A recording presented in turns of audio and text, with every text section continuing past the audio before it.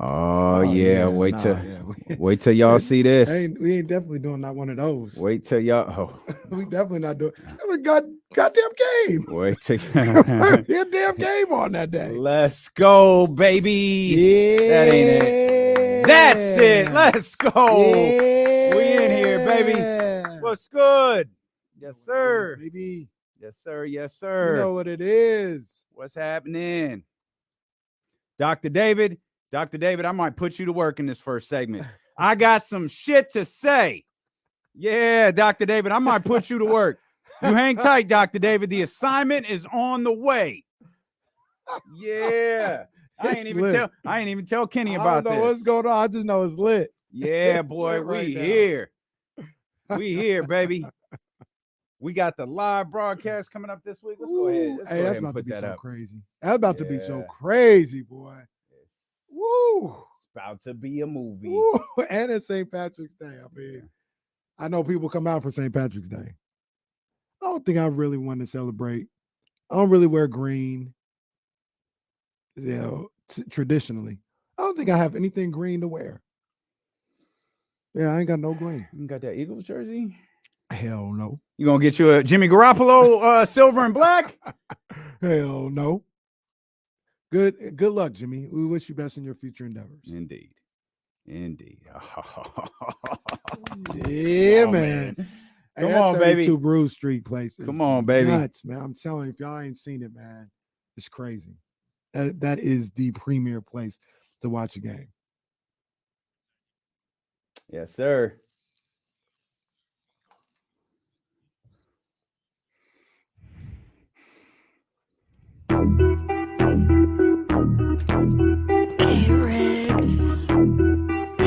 Yeah.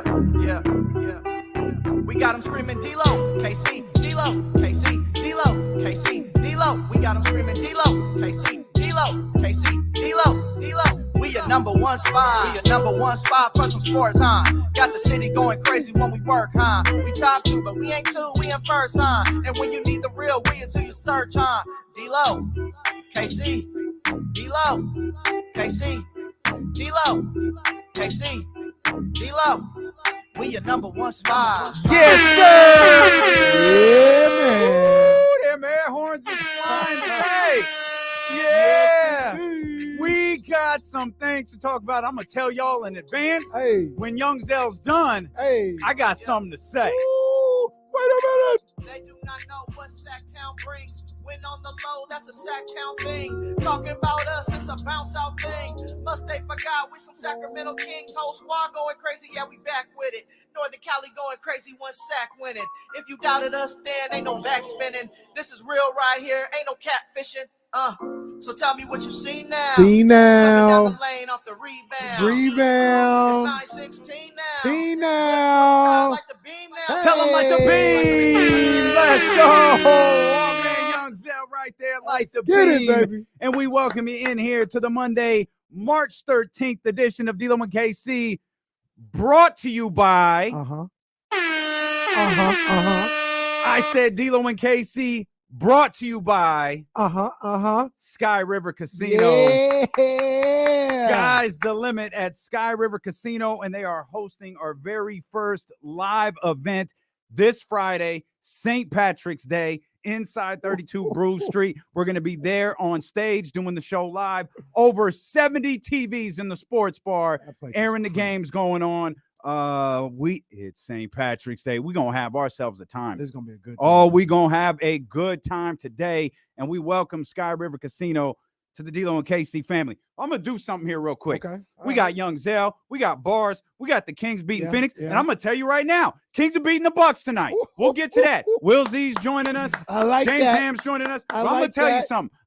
We're going to do this. I didn't tell Kenny about this. I didn't tell nobody about this. Yeah. I was festering all morning. I listened to Brian Windhurst and Bon Temps, and I listened to them dudes talking about the Kings. They tried to talk about the Kings. They kept getting sidetracked talking about Kevin Durant, talking about the Phoenix Suns. They kept getting sidetracked talking about the Golden State Warriors and the Los Angeles Lakers. Kept getting sidetracked talking about them. But they tried to talk about the Sacramento Kings. And they said something, and I thought, man, this is becoming a reoccurring theme. Okay. Oh, they're talking about the Western Conference. Finals. They're talking about Ramona Shelburne. You know, with the white draw, this team can get to the Western Conference Finals. Now, I'm going to tell y'all something. Now, I ain't savvy enough to do it. Dr. David, if you're listening, Jesse knows how to do this. Y'all can search through Kenny's Epiphany's greatest hits. And if I recall, I remember it was the Grand Epiphany. It was the greatest epiphany. You said that the Sacramento Kings could go to the NBA Finals. This was months ago. And we talked about it. We was like, okay, let's work through what this looks like. And we laid out for about 15 minutes what it would look like. Oh, just because we didn't say your name, don't think we didn't hear you. Don't think we didn't hear you on your little radio shows, on your little podcast. Don't think we didn't see all the little remarks on Twitter. Don't think we don't know. Now that it's popular to talk about these Sacramento Kings, now that it's popular to talk about the right draw. No, it's not about the draw. It's about that they're good. Facts. Now that it's popular to talk about this team going to the Western Conference Finals, hell, if they can go to the Western Conference Finals, give me one reason they can't go to the NBA Finals. Oh, now everybody wants to talk about it. Now that remark from several months ago isn't so silly to some of y'all. Now y'all got it in the A block of your little radio show and your little podcast. Again, friend or foe, just because I didn't say your name doesn't mean I didn't hear it. Y'all were laughing, little round table discussion. Nobody thinks the Kings can go to the finals, do they? Nobody thinks that. Talk that talk. Now we want to talk about it, huh? Now that the Sacramento Kings are the hottest team in the NBA, now we want to talk about it. Now it's not so funny. Imagine that. Now Windhurst is talking about it. Bontemps is talking about it. Tim McMahon is talking about it. Ramona Shelburne is talking about it. Kendrick Perkins is talking about it. Now all of a sudden you want to talk about it. Y'all late. Don't move funny in the dark because that stuff comes to the light. All the time. We saw it. We see you. We saw it. We see you. We saw it way back when. We see everything. Oh, yeah. Man. But hey, we glad y'all on board. This is about supporting the Sacramento Kings, ain't That's it? what it's about. Woo! I'm sweating. Let me tell you something. I feel like Ric Flair. He up. Right He never stands up. Let me Let's tell go. y'all something. Y'all being a little too funny right now. Some of y'all a little too funny right now. Y'all want to get on board. Hey, get on board. But y'all late. Just know that. You can get on board. Yeah. But y'all late. Yeah. Don't be late and act like you was first. That's all we. Don't do that. Saying. Don't do that. That's all we saying. Is make sure you cite your sources. Cite your sources. Like this is a damn college term paper. Cite your sources. Ooh, Lord. Because like you said, we heard it all. I feel like I'm in church at Tony Harvey's old spot. Good God. What's up here? Sweating for no reason. They got you worked up, man. But look, it's like you said it perfectly. We talked about this months ago. And a lot of people, didn't respect it, didn't think it was real. Ha-ha'd it. Exactly. Mm-hmm. It's funny you say this, man. Mm-hmm. Like we're spending a lot of time together because I was driving in thinking about, man, should I? Oh yeah. Should I? Yeah. I was like, I ain't gonna do it because I always tell people when I'm right. You know what I'm saying? They get tired of it. I ain't gonna do it all the time. I got you on this one because I thought, and I get that this isn't how the aggregated, world of sports media works. I thought we laid it out pretty clearly. It's funny because that's the way it's being laid out now. Oh, but we were homers back then. Oh, we was doing too much. Oh, it was a little extra. Oh, it's good for the Kings right now, but y'all doing it. It's too much. Yeah. Oh, but now everybody wants to talk about it. Woo! Cool. Like you said, though, now everybody wants to pose the question. Could this team be the Phoenix Suns of a couple years ago? Could this team make the run? Okay. All right. Yep. I'm like Ryan in The Office. Oh, I got a list. Woo! I got a list. I love it. Yeah, buddy. I love it. Like I said, we see everything. Everything. We see everything. Yeah. We may not always speak on it, but we see everything. I just be waiting. And then when things happen, I just sit there and I debate. Like, am I gonna go back and spin the block on this one? Sometimes I do. Sometimes I let it ride. But my man, sometimes your homie spin the block for you. He ain't let it ride today. Yeah, man. I got you. But like you said, it's cool. It's cool. If you want to be here now, we're not saying don't be here Mhm. unless you're the barista Mhm. or your Yeah, you coffee can't come. boy. Yeah, you can't can't come in here. Everybody else, pull up, man. Pull up a chair, and let's get on this ride. Mhm. Let's enjoy this. Yeah, we got you. Yeah. Woo! We got you. My goodness. Yes, indeed. First off, and the click you claim. Man, what a night. Saturday night, the Kings with one of their more impressive wins of the season. We talked leading into that one. I think they're aware of who has beat them. You know what I mean? And I know they've lost twice to Atlanta. They've got we'll test this theory pretty strong tonight. I have a thought on tonight's game, and I'll tell you why I said what I said to start the show. They got Boston right around the corner. So there's some tough games ahead, but they had dropped 2 to Phoenix. They knew what it would mean to get that win last night. And you're just getting closer and closer to solidifying yourself in the 2 or 3 spot. Yeah. It became, can the Kings stay in the top 6? Now it feels like now the Kings are staying in the top 6. Then it became, how high in this thing can they be? They're really starting to carve out their place where they're going to finish 2nd or 3rd. Obviously, Memphis is going to have a say, but the Kings, they're doing their part right now. When everyone said the league was going to get tougher, the team that has been the best is Sacramento. Facts. Now look, everyone. Let me be perfectly clear. Everyone was right. You watch these games. I watch these games at least. It's a different level of intensity. It's a different level of intensity. These guys come out. Phoenix was ready to go on Saturday. Devin Booker was out there running his mouth. Phoenix was ready to go, just like the Clippers were ready to go a couple times last week. Just like the Knicks were ready to go last week as well. All those people who said it's going to get tougher and they're going to ratchet things up, they're 100% correct. But here's the thing they didn't account for, Damian. The Kings turned it up too. The Kings turned everything up too. And they were ready to meet the challenge. They are ready to meet the challenge. And they smell this thing. They smell it. They smell it. They smell the playoffs. They smell getting as high as they can possibly get in these Western Conference standings. They smell it all. Ooh, they flirting with Red Man, Method Man status at this point. Up to the sky.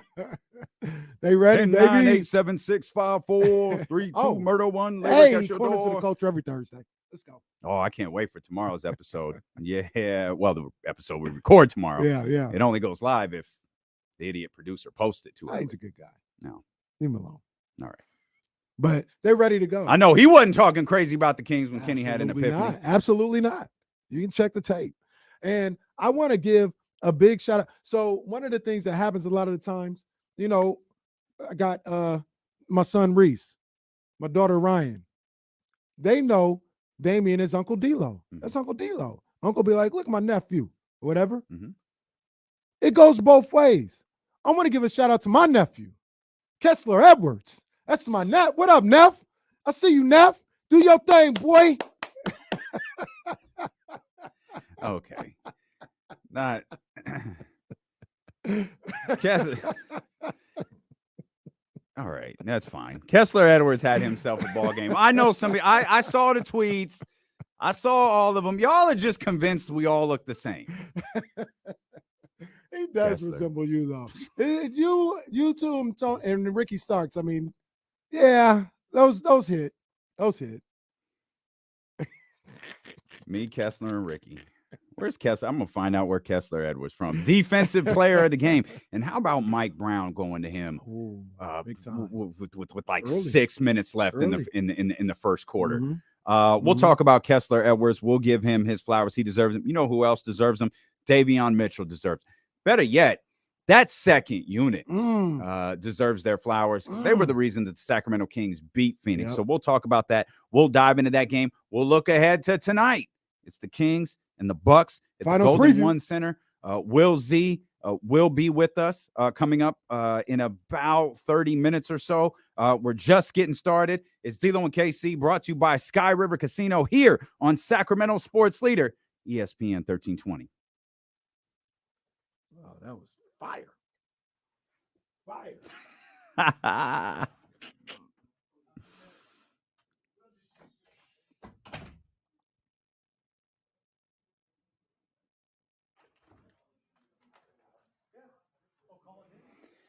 Tell me what you seen now. Like the beam now. Young Zell coming through on Friday. Will Z coming through on Friday. We'd love to see. I know Dr. David is coming through. Roddy, I don't know if you confirmed. Roddy, obviously, Roddy, we get a special table for Roddy. Absolutely. Roddy got a big time weekend coming up. Yeah, he does. Ooh-wee. He does. I'm gonna try and get there on Saturday. Can't do Thursday, but I'm gonna try and get there on Saturday. Can't do Thursday. Yeah. Hey, Raul, I got you. This is I'm a star that because we're gonna talk about that today. Yeah, I good kid, Dad City. Come on, man, pull up, baby. Yeah. Just matter of fact, we gonna come on, Buddha Giuliani, let's go. We're gonna make some permission slips. Oh yeah, we're gonna make permission slips, man. We'll leave them on the table. Oh, there we go. Roddy says he's going on Thursday. Yeah. Did I the game 916? I did not get out there this weekend. Got to choose my battles. Yeah, I didn't get out there this weekend. Although, so look, I got a little situation. First, where should I start? I'll save that one till later if we run out of time. But there's a young kid on I think it's San Juan. I don't know. Ramsey would know. Anybody in Fresno would know. San Juan Memorial, I think it is, out of Fresno. Something Memorial, right? And they got this young kid on there on that squad who's pretty good. His name is Amari Caraway. So I think I found him a while back and I just was following him on Twitter. And then it came up, he posted something over the weekend, San Joaquin Memorial, that's what it is. And he posted something over on the weekend saying, he champion or whatever. And I wanted to be like, hey man, congratulations or whatever. But he don't know me. The Caraways, it's not like Smith, right? Like the Caraways are pretty much all related. Now, the difference is there was a split where you spell it with 2 R's and 1 R. He spells it with 2 R. And I don't know how far back we got to go. But I'm pretty sure that's Cuzzo. But what I look like, after he won a championship, he probably going, hey, what's up, cousin? Yeah. Hey, cousin. So I was like, man, nah, man, I'm gonna let it slide. But shout out to Amari Caraway, and the San Joaquin Memorial team that won the state championship, man. Big ups to him. Shout out Dr. David. He found the epiphany. Oh, Dr. David is the GOAT. Yeah, it's out there. Well, Will Z. But by the way, I posted Will's article, his preview article over on ESPN1320.com. And I always take a part of what Will writes and put it in the tweet. The last time the Kings picked up a win against the Bucks saw Rudy Gay score a game high 32 points and Costa Koufis grabbed a team high 11 rebounds. What? You know who liked the tweet? Costa Koufis. Shout out to our guy Costa Koufis. One of the great memes of all time. Did you know Costa Koufis was I could be misspeaking here, but I don't think I am. A McDonald's All-American? I don't think I knew that. McDonald's All-American, I believe.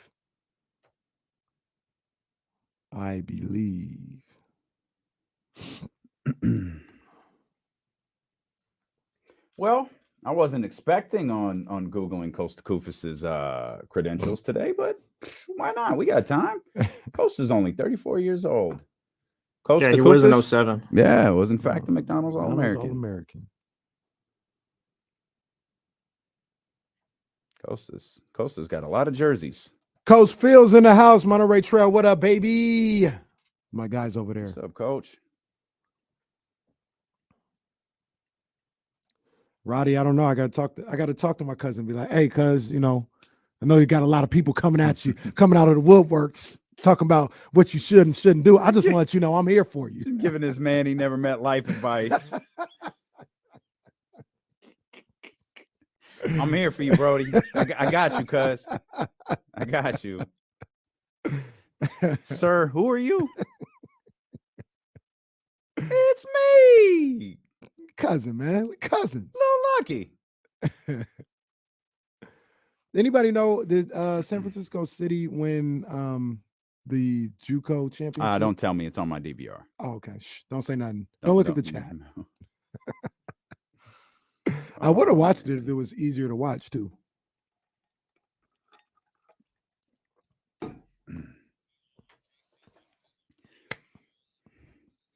Live on the Odyssey app, live on twitch.tv/ESPN1320, live on youtube.com/ESPN1320.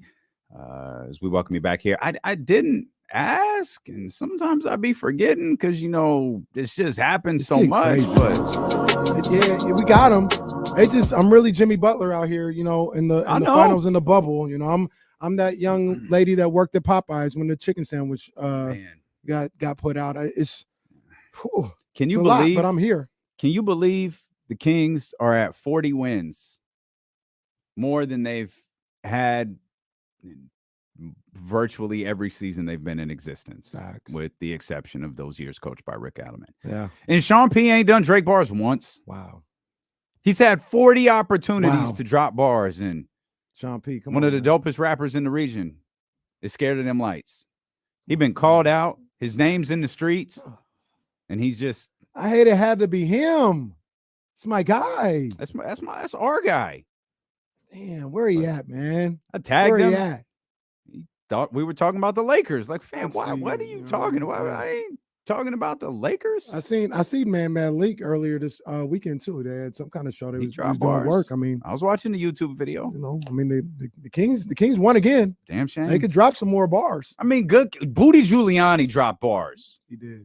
Those were fire too. Those were fire. Young Zell putting on concerts now. All started from bars. Young Zell's on his way to Maybach Music or Rock Nation. The Young Zell going. I hope he invite us to the Rock Nation brunch. That's all I'm asking for is an invite. Don't forget about the little people. But that's it. Sean P still nowhere to be found. Still my guy, man. I ain't giving up on him, man. He's still my guy, man. Making Kenny do all this work by himself. It's gonna happen. You know what I'm saying? But it is what it is. I'm still doing what I got to do. Because the Kings got 40 wins now, Damian. And they got that 40th win by beating the Suns 128-119 on Saturday night. 40, and I do mean 40. Drop the beat. Yeah. Saturday was a good night. You already know what it is. Got the whole crew with me. Yeah. Let's get it. Tasha was a star, had me hooked from the start. Excellence of execution, South Sac's Bret Hart. But check it. It's all a blur, coming soon. Would've took Tasha, but the show starts at noon. DPOG, Kes had Devin shook. Knew his every move, you could say he read him like a book. Down in the valley, but you don't see this 30 for 30. Monty Williams, my guy, I hate we had to do him dirty. I said Monty Williams, my guy, I hate we had to do him dirty. I know y'all want me to sing, but I've got none for this one. I just dropped the SWV on the last one, and I'm singing the same melody. I got nothing on this one. I was just looking at like the Ralph Trazman chord. Like I was just waiting for the reference. Like the first thing that hit me was Riding Dirty. I was like, he ain't gonna catch me riding dirty. Like, nah, they ain't gonna do it. And I'm scanning like Tasha. Is there a Tasha reference I got? No, can't do that. They went with Bret Hart. Down in the what song would I sing about Bret Hart? I don't know. Oh. They're like, could have done this. Yeah, could have just done that. So let me explain real quick. I decided against doing this, but in the original bars, it was gonna say DPOG. Jess had Devin shook. But I was like, nah, he might not understand. For you guys who don't understand, they did it again to us. It's out there. It's out there. Kessler Edwards. There's was out debate. There was a lengthy Twitter discussion over whether it happened or not. I think it did. I heard it clear as really day. sounds like he said Kessler Edwards. I heard it clear as day, man. As Jesse pointed out, we're one mispronunciation from a starting five. Told you, one Chimezi Metu 15-point halfway on TNT from whatever the hell they'll call him. We got him. Oh man. So I my man. They'll call him Me Too. That's what they'll call him. Like they because they won't even try Chimezi. Me too. Me too for 3. What? No. What? But Me too, it could have been the first time, Neff listened to this. So I was like, he might not understand. So I'm gonna just go with Kess, not Jess. I want to make sure it's love. He understands it's love, not a diss. And what a game it was for now I'm saying Kessler Edwards. Kessler Edwards, defensive player of the game. Got the post-game interview, got the post-game press conference, got a lot of deserving shine. Looked really, really good out there on the defensive end. Looked really, really good for this team overall. 25 minutes for Kessler Edwards in that game. Really effective on both sides of the ball. Nah, he played a hell of a game. And in that first quarter, when he came in there, I was like, he's giving them really good minutes. Yeah. Like he's playing really, really well. Kings were getting their ass kicked when he got in there. It was a run. It was it was double digits. It was like 11. Maybe it was 9. Well, that's double. Okay, well, that's not, but 11. I'm pretty sure it was. I think it was. Well, 11. maybe not exactly when he went in. They were down by double digits in that first quarter. Book was talking and all this other stuff. Oh, by the way, Chris Paul was laughing because De'Aaron Fox was guarding him. Chris Paul, sir. It's getting ridiculous. Well, go ahead and get the Schick razors. I go with the 3-blade. You know what I mean? Because I got a sensitive head. You do. So, Shiny. I would try that first. Yep. But you can't keep doing this taper lineup situation. You can't. You're on national TV. So that's all I'm going to say. I just try to look out for my people. By the way, another Kenny's playing. Did you check that one? I mean, that lyrical. Are we back on the bars? Crazy. Oh, which one? Yeah, on the bars. When I said Kess had Devin shook, knew his every move. You could say he read him like a book. Oh, no, we all caught that. Snap. Oh, snap. Bro, I said, hold on. I said he had Devin shook. Could read him like a book. Come on, man. Stop playing with me. No, Stop playing. Kim, put that on your board today. Stop playing with me. It's a great line. I don't think it needed to be explaed though. Like I think we all went over some of these people's head. They didn't. I don't think that it did. I think. Okay. All right. If it makes you feel better to explain it, that's fine. But either way, Kessler Edwards was cooking on, and when you say someone's cooking, usually it's like the shot, right? Just the way he was playing. Like he joke about it, but he was.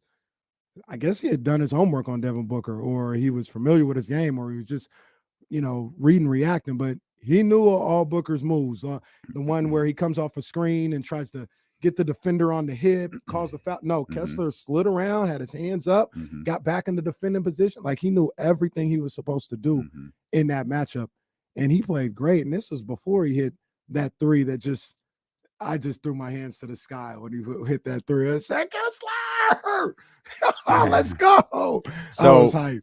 So the flip side to that, if you will, is Terrence didn't play.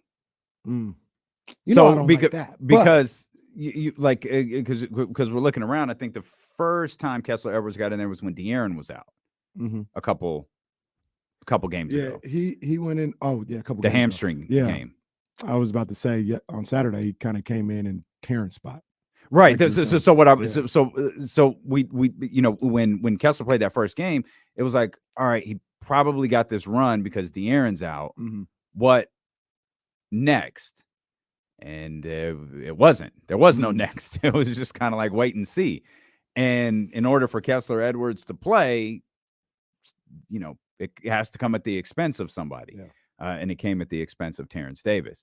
Now, what really worked out for Mike Brown in this situation is Kessler, obviously, and we've seen this in short glimpses when he's been on the floor. Mhm. Yo, he could defend. Mhm. Like you get why Monty went to get him. He looks like a prototypical Monty McNair guy in terms of the way he defends. But it's going to have to come at the expense of somebody. Mhm. And it came at the expense of Terrence Davis. Yeah, and there's a couple things there for me personally. So I feel like it's going to be one of those situations like kind of like Metu and Trey Lyles sometimes, where sometimes Metu don't really play and Trey Lyles is playing the backup five and all this other stuff. Sometimes they play together like they did on Saturday. But I feel like it could be that. Like it, and I'm not saying you're saying this, but this doesn't just, completely supplant Terrence Davis out of the rotation and Kessler Edwards in. Like, I think it's going to be situational. I think Mike Brown looked at that situation on Saturday. Devin Booker was cooking to start. Mm-hmm. He was talking. He was coming to make a statement, and he said, I want to try the kid Kessler Edwards and use his length and size to see if that could disrupt Devin Booker. So he went with him. Could be times when he's looking for, a little more instant offense, a little combination of the two, and he might go to Terrence. I'm glad you mentioned that, because that's what I thought live was the team is down. I'm sure Mike's not going to be happy with what they're doing defensively. Offense isn't really in a flow. Like I've got to do something to try to slow them down on the defensive end, and went with Kessler. I was with that live. Domantas Sabonis wins Western Conference Player of the Week. Let's go, man. Let's go, Domas. All right, we see you. Domantas Sabonis and Joel Embiid, two big men, grab those Players of the Week honors from the NBA. Congratulations to Domas. I don't know if this comes with prize money, but congratulations to Domas. I'm sure it's nice to be recognized, in the talk of him being all NBA is getting in a brutal position, because Joe obviously all NBA, the MVP is going to be all NBA, and then now it's just it's got to be a lock. It's got to be a lock. This would be a travesty if he wasn't all NBA.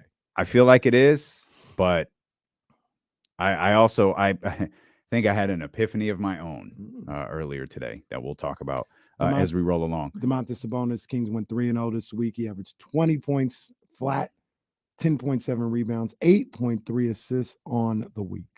Excellent. Player of the week. Excellent. Congratulations, Domas. I thought live, okay, he needs something to spark them defensively. And then Kessler spoke post-game, and I think J.A. asked him, did he know he was going to play?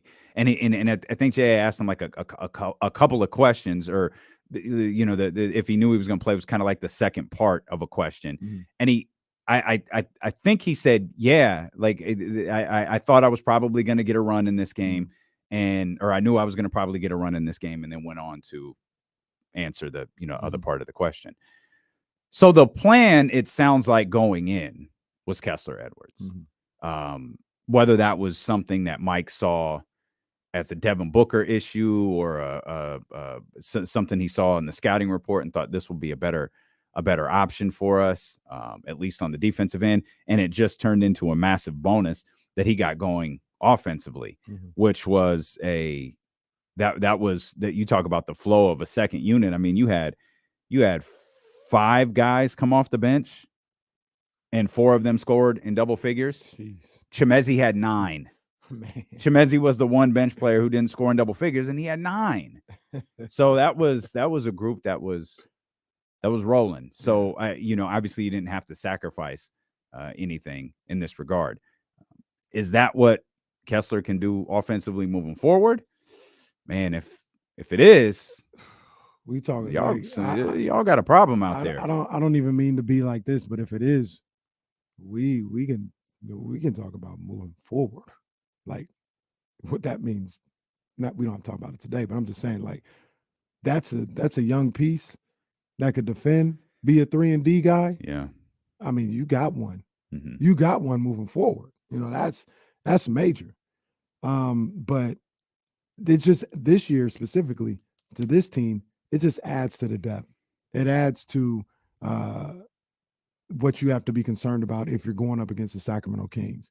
Now you got a guy that has length and can defend, and he can knock down the three. Because I'm not exactly sure. I get a feeling that Kessler Edwards is more he's more of an offensive player than KZ Okpala was.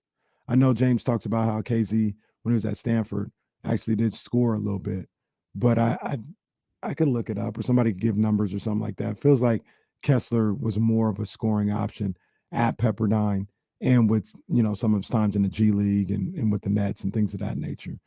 So I think he just brings more of an offensive dynamic than KZ did. You know how much I like seeing those KZ minutes. Yeah. But he brings more of a threat offensively. The shot looks a little bit more pure. Looks like he's a little more dynamic on the offensive end.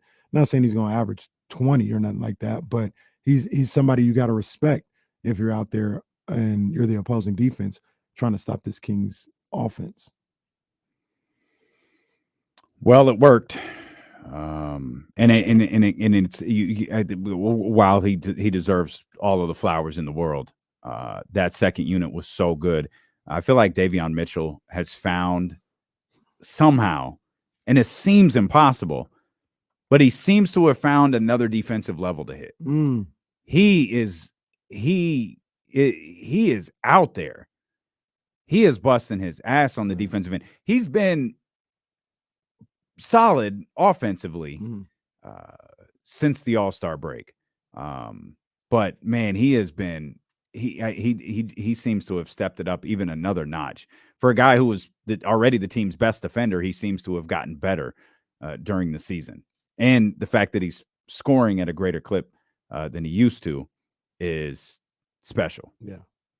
You know how I feel about Davion. Let him do what he did. Now what we're seeing is we're seeing what we talked about before as far as like maybe, at least in my opinion, he wasn't playing that bad.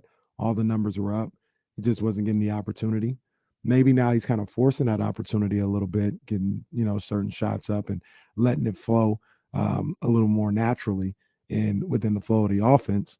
And you're seeing some offensive numbers as well.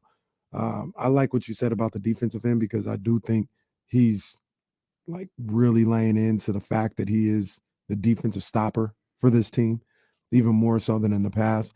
And it feels like he's just getting more respect. Remember last year he would, you know, try and take charges, and it seemed like he never got a charge last year. And it wasn't even on a, you know, beating somebody, you know, waiting for them to attack the basket and take a charge like that. No, he was guarding the ball. He would jump in front of these guys so quick and take a charge that way and always get called for the block. Now he's seeming to get that respect from these officials out there. And yeah, he's stepping up his game, you know, in a major way. It's just making his team even more dangerous. And like that gif so many people like to use on Twitter, where the Undertaker rises up out of the coffin and does the big head snap. That's Malik Monk's Sixth Man of the Year candidate. I'm gonna guess an episode of SmackDown. I don't know the exact. I'm guessing probably SmackDown Batista era. Just to guess. I watched Rivals last night. We'll talk about that later. Okay. I haven't watched any of them shows on A&E yet. I hadn't watched. I heard that they're very good. Night. I just it's haven't cool. watched them. It's cool. Yeah, but my boy Malik. I mean, now again, this will be a conversation for later in the show. Mark Jones mentioned it. I'll point it out here. Man, it feels like those Sixth Man of the Year chances, which were really shining bright when Mike Brown was putting his socks on the table, they kind of disappeared for a stretch. Man, they're back with a vengeance right now. Yeah. He's having everyone's it's tougher after the All-Star break. Damn right it's tougher after the All-Star break when you got a team as good as Sacramento. And it's tough. We gonna ramp up. Malik, he's ramped up. That entire second unit has ramped up, and it was a rare, no pun intended, off night for the starters. You didn't have a massive night from Domas or De'Aaron Fox or any of those guys. Keegan didn't score. And one of your starters did not score a basket. And you scored 122. 128, sorry. You scored 128. This team is tough. And I think Mark Jones said it at the end of the game. It's like the 5th rate. People talk about the rankings and all this other stuff. It's like the 5th rated defense in the league. That's Suns defense. And we can't say nothing about, they didn't have KD because they were 5th before KD. That's just what they do. They defend at a high level. And you mentioned all those factors. One starter not scoring any points. De'Aaron Fox and Sabonis having solid games but not great games. And you were still able to find a way to put up 128. I guess this is what got people's attention, beating Phoenix finally. They've been doing this for I don't know how long. But that Phoenix win, because we all said it before. We were like, yeah, KD is out, but Phoenix has been balling. The night KD went out, Booker put up 44 against OKC. They smacked them up. They were playing really well even before they got KD. So it wasn't like, KD. New York had won 9 of 10. Yeah. Like that. These are the last 2 teams that the Kings have beaten. Right. So, it wasn't like, Phoenix, a short-handed Phoenix team isn't hard to deal with. No, this is a team that was playing really well. They had the 5th rated defense in the league, and you just came into their house and put up 128. Love it. I'll be anxious to see what that defense finishes at. The Suns defense? Yeah. I don't know how much it can truly drop with 15, 16 games left or whatever. But a lot of key defensive pieces are gone. Regardless of if he's the player he used to be or not, he's still a good defender. Like, he's probably not playing for you in the regular season. So I'm just curious where that finishes out. They were certainly far from bad defensively against Sacramento. It's just Sacramento is really good offensively. Talk about tests. Tonight's a test because the Milwaukee Bucks are a defensive team.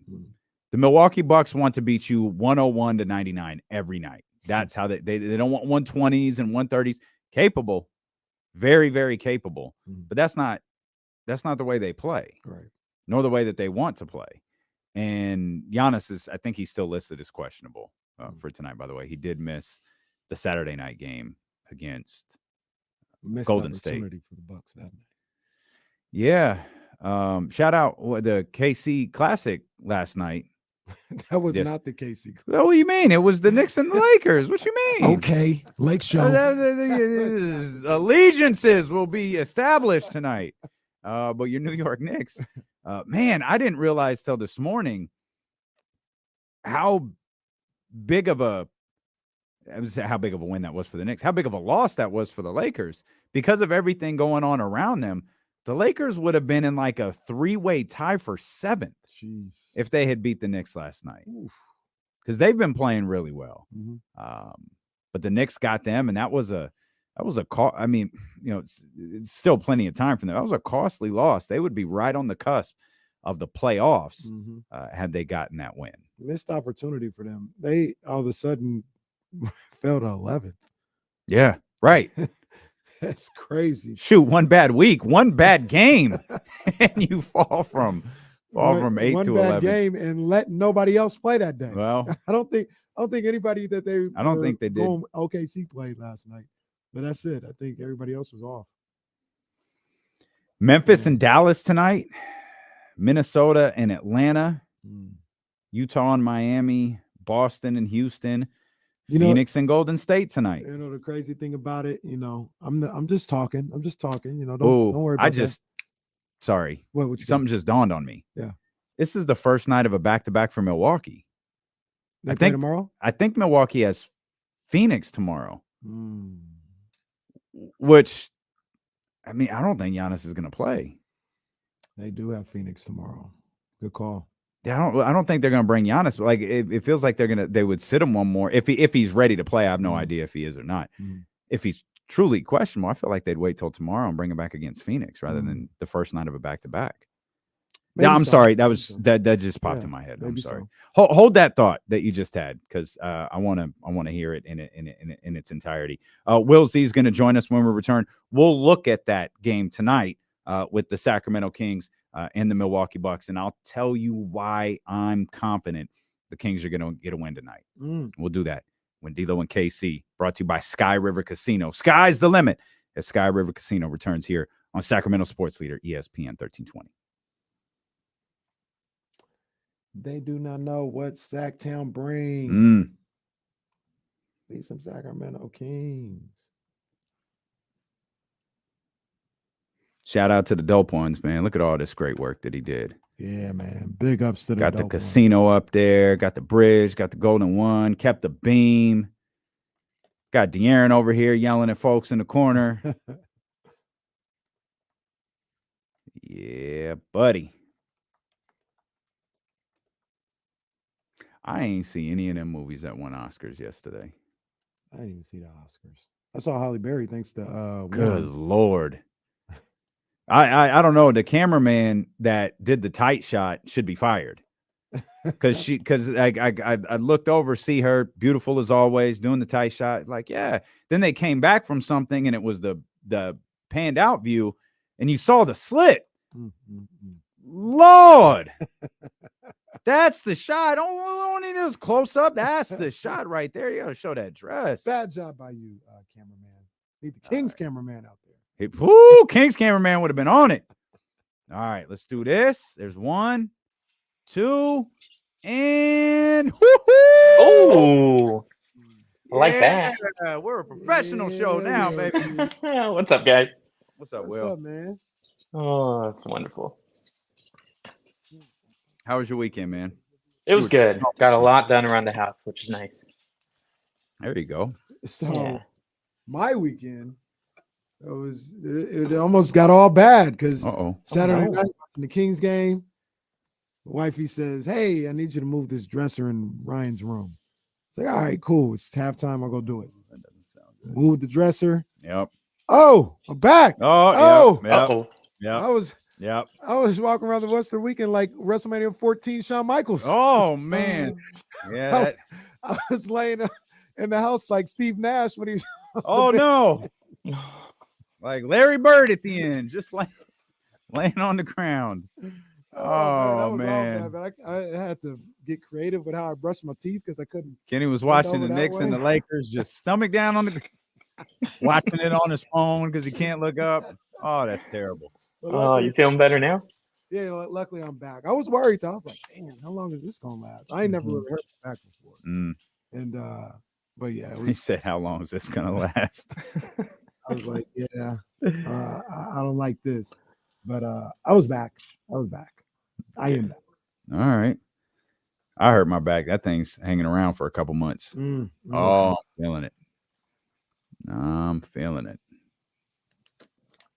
Got the nursery room ready and all that. Yeah, I built the dresser. Funny that you were moving the dresser. Got the dresser built yesterday and the day before, and all the big pieces are in, so it's starting to come together. Excellent. Nice. That's awesome. Now it's the waiting game. Yep. I'm gonna need the Kings Twitter world and Kings World to find out if Kessler Edwards is a first name guy or a last name guy. You know how like people are always one or the other? It's like Monk, Keegan. Kessler Edwards is too many characters to tweet every time. What are we going with? Kessler. Yeah, Works I for think me. Kessler too. Yeah. Yeah. Or Kess. K-Dog. K-Dog. Go old Conan NWO Wolfpack reference. Yo, it's K-Dog. Oh man. Oh, that's what I was gonna say. I did watch the last. Well, it was a repeat. It wasn't new, but they showed the rivals of Triple H and Batista, and then Triple H and McFoley. Yeah. Oh, okay. Triple H and McFoley got a good one. Yeah, they went kind of all the way back with them. That was good. Back to 97, the King of the Ring and all that stuff. Yeah. That's good stuff there. Hang on, Will. We're coming back.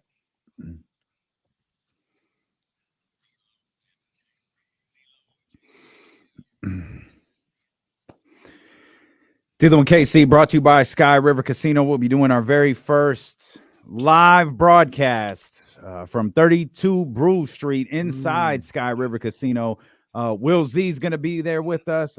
We invite all of you to come out and be with us. We'll be doing the show again live inside 32 Brew Street. Over 70 TVs in that sports bar. You won't miss a single second of the tournament action, and we'll be doing our show right there. Confirmed guest already. Will Z is going to be there. Young Zell is going to be there. Coach David Patrick is going to come through and hang out with us. We saw Coach DP the other day, boy. He on a different level. Yeah, he on a different level. I was feeling good about myself too. That was the day I had the green jacket on. I was feeling good. Then we went down to coach's seat and it was like, well, all right, go back up here. But yeah, coach is going to come hang out with us. The Dope Ones is going to come hang out with us. Going to try to convince James Ham to drive all the way out there. So it's going to be a great night. We hope to see you St. Patrick's Day this Friday, second day of the NCAA tournament. D-Lo and KC live inside 32 Brew Street. Just one other thing to mention, because we got a lot of people that support us that got kids. It is 18 and over up there, so you won't be able to bring the kids. Is sure it's not 21? Let's just say 21 and be safe. We'll find out for sure. Isn't the legal gambling age? Well, 21? I think to get. I think it's 21. Okay, I thought it was 18 to gamble. Yeah. I feel like it's 18. I think it's 21. Okay. We'll ask Kimberly during the next commercial break. Either way, you can't bring your kid up. Don't bring your kids. Don't bring your kids. Will Z, you bring your kids to the game tonight. I'm not confident we're going to see Giannis Antetokounmpo, but let's talk about the Kings and the Bucks. Will, you've been going through these numbers for the last day. Where do the Kings have an advantage in this matchup? Oh man, I mean, their offense is a lot better, obviously, than the Bucks offense. But I'm so excited for tonight's game because you have the number one defense in the Bucks against the number one offense in the Kings. If there's any team I think that can slow the Kings down, it's going to be the Bucks. I always look for kind of where there's a weakness in the defense. And I know I said this for the Clippers, and that obviously didn't pan out, but I feel like that was more roster injury type stuff. The Bucks defense is good. Like I couldn't really find a weak spot. The only thing that stood out to me is that they don't get a lot of turnovers, and I think that's more systematic. They're not the team that's going to try and get in the passing lanes. They're going to stay back, play disciplined defense, and limit their mistakes on the defensive side.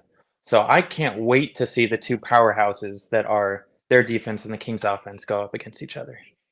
Yeah, it's one of the guys that stand out for me is Brook Lopez and his matchup with Sabonis. I'm interested to see how that plays out because, he's a top flight shot blocker. You don't really think of him that way because his offensive game stays on the perimeter, but he's a big time shot blocker and he's just a big guy on top of that. Like he's tough to move. So I'm interested to see how Sabonis deals with that. But like you mentioned, they got defense all over the place. They got defense on the perimeter. One of the things that I'm interested to see, and I don't know if the numbers bear this out or not, but it seems typically as if Coach Bud, I don't want to say concedes the 3-point shot, but he'll give you open looks saying we're not going to lose a lot of games based on teams hitting threes. It's just a lower percentage shot. So with this Kings team, I always talk about making 12 threes. If you give them enough looks, that may be the recipe to beating the Bucks because they can hit the three at a high level if you're just not really closing out the way Milwaukee typically does. Yeah, and I was looking at that too. I know the Bucks have kind of given up that high 3-point number in the past. I was expecting it to be the same, but they allow 33.8 3-point attempts per game, which is tied for 14th in the league. So it seems like they've switched up their strategy a little in terms of trying to limit the three a little more than in years past. So it'll be interesting to see how they do that against the Kings, who can be prolific from beyond the arc. But I think to me it's going to take, and this is where the Kings have such a unique ability, it's going to take that all-around offense. You have to beat them a little bit everywhere. I don't think it's going to be a game where they hit 18 threes or where they score 70 points in the paint. I'm looking for more of a well-rounded approach because the Bucks don't have that weakness. But I mean, who knows? Kings hit 12 threes in their game against the Bucks in December. They hit 48 points in the paint, 56-48 was that one. But the most glaring thing to me, Will, about that box score from December, and it's not that he's not capable, it's just Jrue Holiday had 31 in that game. Yeah. It felt like Jrue, because Giannis, you just pencil in for 30 plus. You just know that that's going to happen. I don't think you necessarily do that with Jrue Holiday, and Jrue Holiday was getting fat against the Kings. Man, and it seems like he's stepped up his game this year even more, which he's been so good for so long, so that feels weird to say, but I mean, he's at 19.7 points per game, 7.3 assists, and 5.1 rebounds. So he does a little bit of everything, and he's just the perfect complementary teammate, especially with Chris Middleton not really being as explosive as he's been in the past. It feels like Drew's really picked up that slack. The situation with Jrue Holiday, he's gonna pick up his game with Giannis out, or even if Giannis is back, he's still gonna shoulder some of the load. And you mentioned that first game where he had 31. I know Jrue Holiday is nice, one of the great point guards in the league today. Got to try and limit him from going off offensively, man. I don't know what it is if you close his airspace, if you make him more of a shooter. I don't know what it is you do, but I think that has to be a focal point for Mike Brown and Jordy Fernandez and this Kings team on the defensive end. You can't let Jrue Holiday go for 30 plus again. I don't. Yeah, and I'm trying to pull up where he shoots well from. So for Jrue, his by zone shooting splits, 67.9% in the restricted area, 45 in the paint, non-restricted, 44 in the mid-range, 42.9 from the corners, and 38.3 from above the break. Jeez. Another thing, just well-rounded. So very well-rounded in the starting lineup. So let's go with what Kenny said right there. If you pull Giannis out, you can't just replace 30-plus points per game. And looking at this second unit, they don't have the guys to replace 30-plus points per game. Will, is it out of pocket to think this could potentially be another game where, like we saw Saturday, that second unit has to step up in a major way for the Kings to have the chance? Because just looking at it, again, operating off the assumption Giannis is out, you're going to have to put somebody in that position. The Kings second unit is stronger than the Bucks. Yeah, and it looks like the Bucks second unit, what they do well is more of the catch and shoot threes compared to, and that's with like Grayson Allen, Joe Ingles, Jay Crowder. They're all going to be more catch and shoot guys than off the dribble. Whereas the Kings second unit, you have Monk who can drive and get to the hoop. And Trey Lyles even can drive. Like the Kings second unit can function in so many different ways where I'm not sure that the Bucks bench has that same ability. So it'll be maybe more minutes from their starters, but I think you're right, Damian, that the Kings should have the bench advantage tonight. Yeah, I'm anxious for this one. I'm anxious for this one. And Will Z's numbers and his breakdown got me looking even more forward to it, because this is a situation where I already feel how I feel about the Kings and what they can do offensively and what they're going to do in this postseason. I've been saying it for months, but if they're able to have that type of performance against the Bucks, granted, no Giannis in the lineup, who is one of the ultimate game changers, not only on the offensive side but on the defensive side as well. I understand that, but if they're able to put up big time numbers against this this defense, oof, you can't tell me anybody's going to stop them.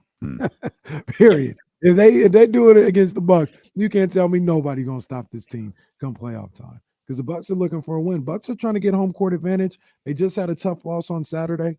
They know they got a back-to-back with Phoenix. They're looking to get a win. They're trying to get one where they can. So they're going to come ready to play.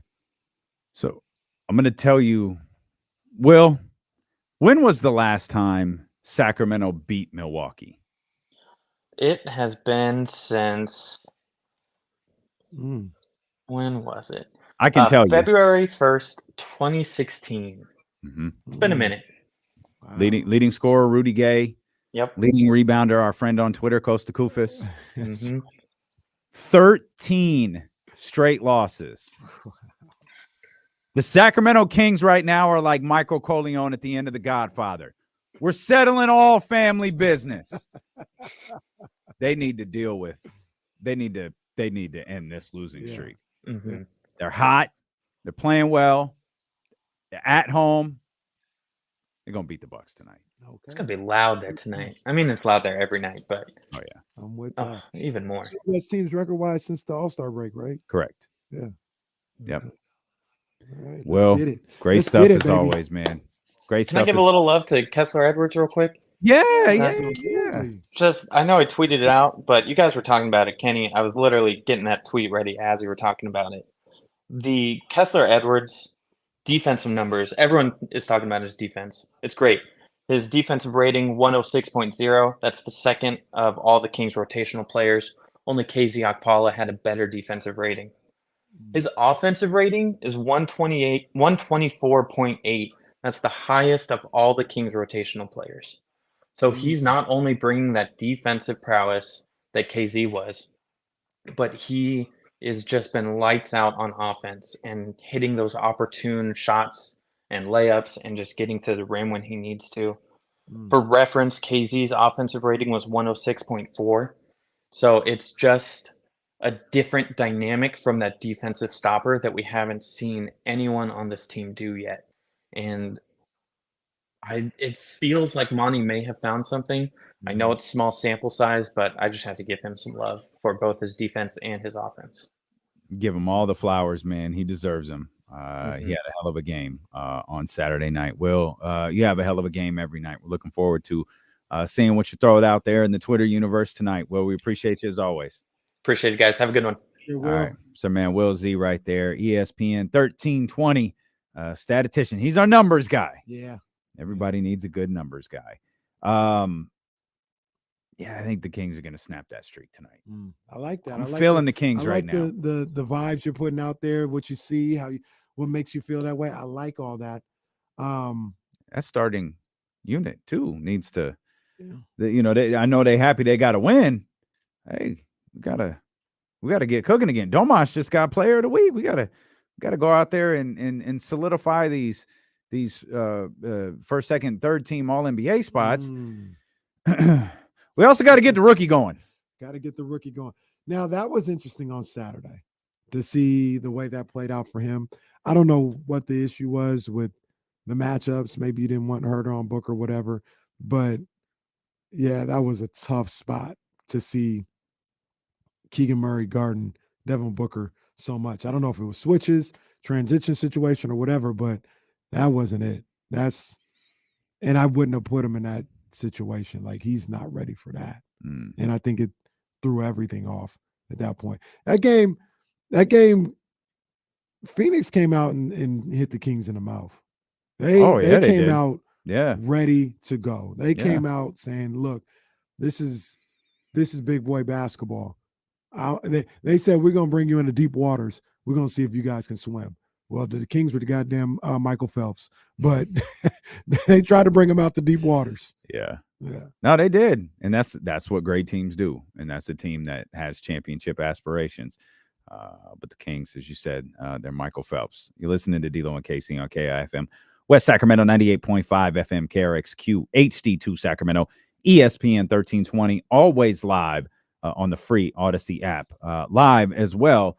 In video form on twitch.tv/ESPN1320, youtube.com/ESPN1320. If you're scrolling through your timeline, you can see us on Twitter at ESPN1320. We hope you're following us across all of our social media platforms, and we hope to see you at Sky River Casino this Friday when we do our first ever live broadcast for the second day of the NCAA tournament. For St. Patrick's Day. We're going to have a good time. Of course, the show is 12 to 4. I assure you, the party will continue long past 4 o'clock. And then we'll be escorted into Kenny's mansion, his compound, if you will. I kind of fell down this Keegan Murray because I knew, I was like, Keegan had another game where he didn't score relatively recently. Mm. Well, 2 of the last 4 games, Keegan has had 0 What was points. the other game? Give me 2 seconds and I can tell you, because I wasn't smart enough to make that note. It was Timberwolves. So it was March 4th. He had 13 points against the Pelicans. He had 11 points against the New York Knicks. And then again, 0 points last night. Mm.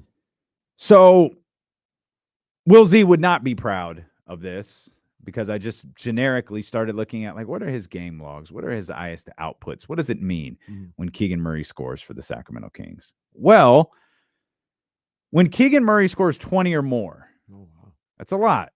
When Keegan Murray scores 20 or more, Kings are 9-0. 20 or more, the Kings are 9-0. 20 or more. When Keegan scores between 11 and 15, which fair to say 11 to 15, a little bit more reasonable than 20 plus for the rookie, right?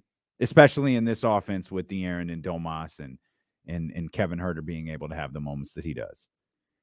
When Keegan Murray scores between 11 and 15, they're 13-5. Jeez. So again, that feels reasonable, doesn't it? 11 to 15. This team is 13-5 when he does that. Jeez. I don't know. I'm going to be honest. I don't know what that means. Like, is his offense a bonus? Is it essential? Because again, he's had 2 games where he scored 0. They lost to Minnesota. They didn't lose to Minnesota because he scored 0 points. They stunk. Right. It was the only bad game that they've had since the All-Star break. And he scored 0 on Saturday in a game in which his team scored 128. You outlined the variety of different issues that he was having, not just on the offensive end and probably to no fault of his own, but like 9-0, 20 plus. Okay, that's obvious. That's a big ask. 11 to 15 doesn't feel like a big ask, but his scoring always comes kind of in the flow of everything. He doesn't force shots. He always looks to make the extra pass. You know, one of the highlights of the season is the Kevin Huerter shot. Keegan caught that and swung it over to Kevin Huerter so quick. He didn't even think about shooting. He knew what the court looked like, and that's Keegan's game. Yeah. Does he need to be more aggressive offensively? Should he be more aggressive offensively? I don't think so. I think it's for this year, it's where it should be. Okay. That's my thought on it, because that's when he does have these scoring outbursts, it's because it's in the flow. It's not because he forced it. It's not because he said, "Oh, I'm gonna be more aggressive shooting." It's just, all right, I'm getting the open looks. I'm in the flow. I'm knocking it down. So I don't want that to change for him. I wonder if Mike Brown could possibly do a little something to get him going. I don't know how many like plays they run, so to speak, for specific players or anything. It seems like the offense is just kind of free flowing, and there's rules in the offense, but it's not, hey, we're running a play to get like a double screen to get somebody open.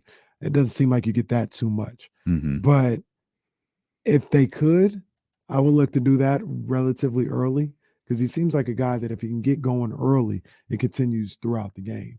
So I would look for that. All right, Katie Caraway. Get him going. That's the line they use about Davion, and it's for the most part proven to be pretty accurate. But I guess that, how do you get him going though? Because like Davion, it's one thing, but you got De'Aaron out there, you got Domas out there. How do you? Oh, okay, guys, hang on. We want to make sure we get Keegan going. Yeah, my thought is, every couple plays, even if I was De'Aaron, I'd, maybe first 2 plays or 2 of the first 5 plays down the court in the half court, I'm run something to get Keegan an open look, the best I can. And, if I can get him an open look, then cool, we're good. Got him the looks. If not, we move on and we stay within the flow. But one part of me says, like, make a concerted effort to get him looks. The other part of me is like, don't do that because that's not what they do, and they've been successful. They don't give anybody necessarily looks. They just run what feels good at that time. They don't have a, first 15 scripted plays or nothing like the San Francisco 49ers. They just, we're running the offense. If, we have a mismatch, maybe we'll attack that or whatever, but they just let it flow. And I guess if I had to choose between the two, I would still just let it flow. But if you really felt like you had to get Keegan involved, run something for him. Because he's not going to do it himself. Like, he's not going to say, I'm going to be more aggressive today. I don't think that's in his nature. That's not where he's at right now as a ball player. He may get there, but right now I don't see him there. So you're going to have to run some stuff for him to get him going. I'm so curious what the conversations are in the huddle about their offense. Because, like, with a play, and you please correct me if I'm wrong, with a play, you kind of go into it, right? And you get it moving, and if everybody's doing it, but like at what point does the play just kind of stop? Like at what point, like if you hit option 1, 2, it's being defended well, like at what point do you go from the play into something else? When the shot clock's about to run out. So the play keeps, like, there's part 1 of a play call. Yeah. And then 2, and then 3, and then 4, and then 5. Like there's constant, like, if the ball's in the corner, what the number 1 option is. If the ball's at the wing, you always know what the option is. Yeah. Okay. Yeah. So it's like you run it through, and then when you get to the end, you're saying, let's say it's the end action was a elevator screen for Keegan Murray. And Keegan gets the ball at the top of the key. You should either get the shot. If you don't have the shot, that means you probably could drive, kick, and then it becomes freestyle. But it ends once he gets it up at the top, and then you just play off. I probably worded it wrong. Gotcha, that's more of what I was asking. Once you called it the elevator screen. Once you get that, if he winds up kicking out, that's when the play becomes a free-flowing offense.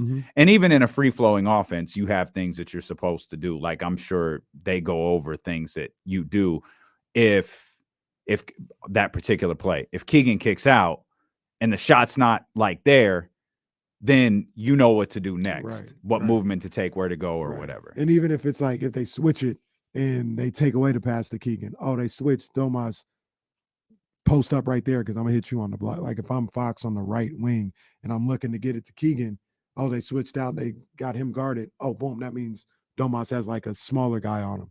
I'm going to throw it to him on the block and go to work that way. I'm always for Domas on the block. Always.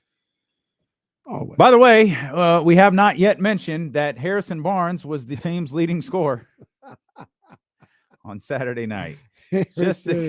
What up, big dog? Just to continue the trend of not giving the veteran the credit he deserves, Harrison had 19 points and 6 rebounds. I didn't even realize that. So you just said, I thought he had 18, but I didn't even realize that De'Aaron had 18. The game high.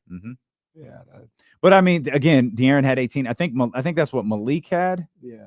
Malik had 18. I mean, this Domas had 17. These guys work. Domas didn't have a double-double. That's crazy. I didn't even realize that either. Yeah, I saw that developing early. I was like, hey, wait a minute. Yeah, it's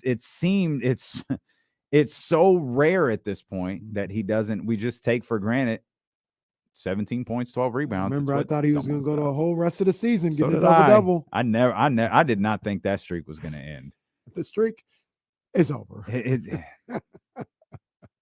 Looking like Paul Heyman out here. Oh my God.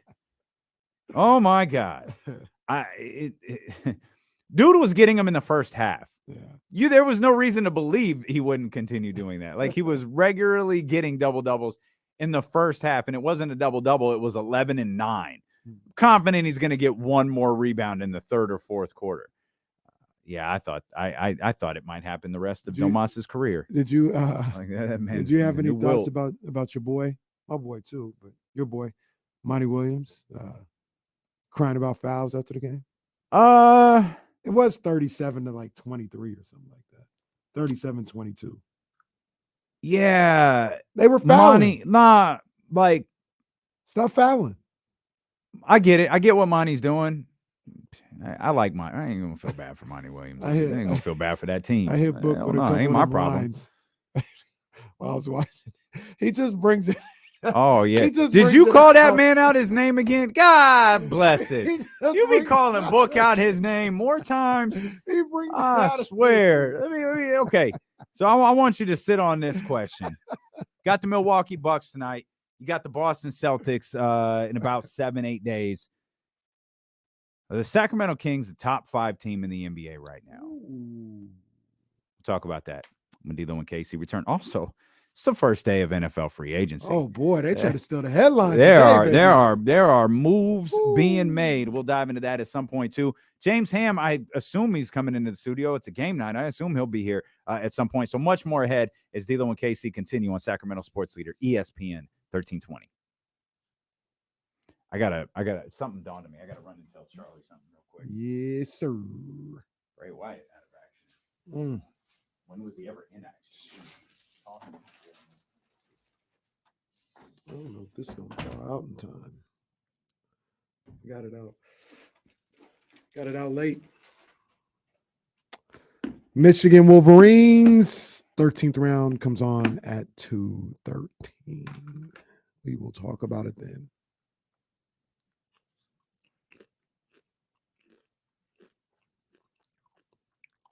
Michael says no.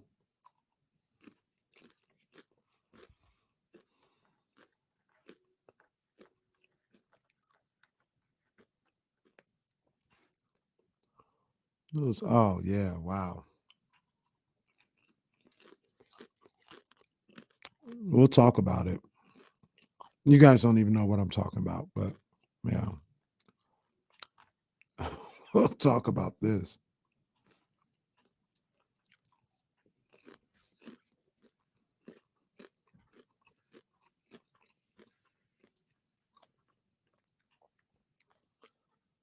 Kenny, y'all gonna be out. Y'all gonna be giving out drink vouchers. No, we're not giving, at least not that I know of. At least not that I know of. I don't know what's going on, but I don't know. Oh yeah, Jason, we're gonna talk about that. We're talking about that. Believe that.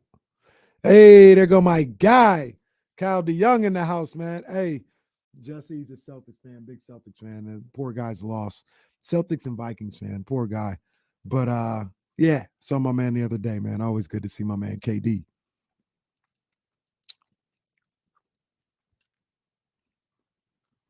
Bears have money to spend, man. They spending it. They have money to blow. Anybody going to see Drake?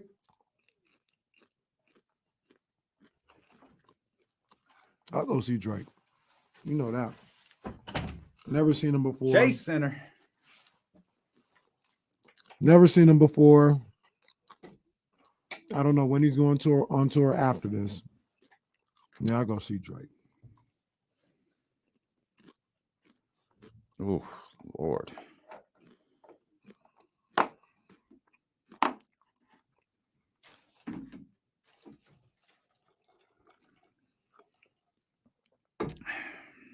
What about that Future and G Herbo? I ain't heard that. Is that they ain't going on tour, but they must have a song. I ain't heard that. Jimmy didn't get what I thought. Yeah, he didn't. I was Part of that spot on with Carr. I thought for sure he was like, yeah. Part of that too, I think, is the 3 years. Hmm. I mean, he still wouldn't have hit it. Like he would have been like 90 something. And I didn't think he was getting $100 and $100 million in real money. I thought the contract announcement would be $100 million, but not even close. Did you see Dak reworked his contract? I saw Deshaun did too. Oh, really? They freed up like $30 million. Jeez. Who did the 49ers sign today? I know it's from Philly. Von Hargrove, excuse me. That's good. Huge. Yeah, he's like the number. Some people had him as the number one player, number one non-quarterback free agent. What did I say? Hargrave. My bad.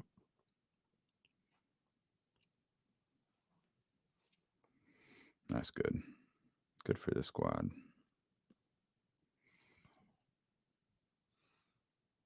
They yeah, I ain't gonna get none away. We're gonna talk about that. We're gonna talk about that. We're gonna talk about that.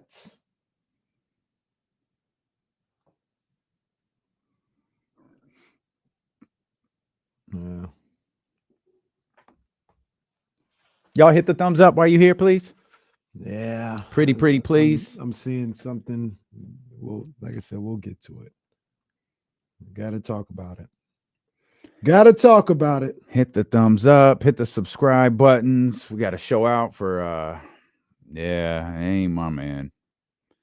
Not my guy. Not my guy. Oh man, let's knocking on the door of 200 likes. Let's do that right now. Yeah. We should be well above. We should hit 4 today. We should hit Yeah. 400 today. Alex, yeah, that was the one. I should have hit that one, man. I wanted to hit that one in Vegas. Me and the homies. It was like my homie's birthday, and they were in Vegas, and we were supposed to do it, and it didn't happen. That was the one, though. I found a terrible website. It was actually served to me through an Instagram account. blackvegas.com. Yeah. Yep. Oh, I clicked on that. I was like, oh.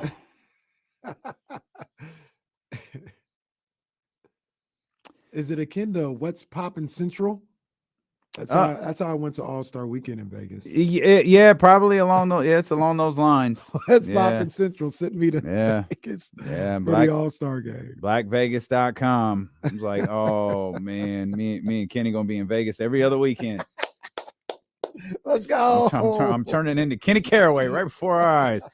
But we don't have to go to Vegas to go to a great casino. We could just go to Sky River Casino. We're thrilled to have Sky River as the new presenting sponsor of D-Lo and KC, and we're proud. We're thrilled to launch that partnership today, but really, we're launching that joint on Friday when we do our show live from 32 Brew Street inside Sky River Casino. 70 plus TVs surrounding us. They've got 17 different restaurants and bars to choose from. Kenny and I had the opportunity to see every single one of them.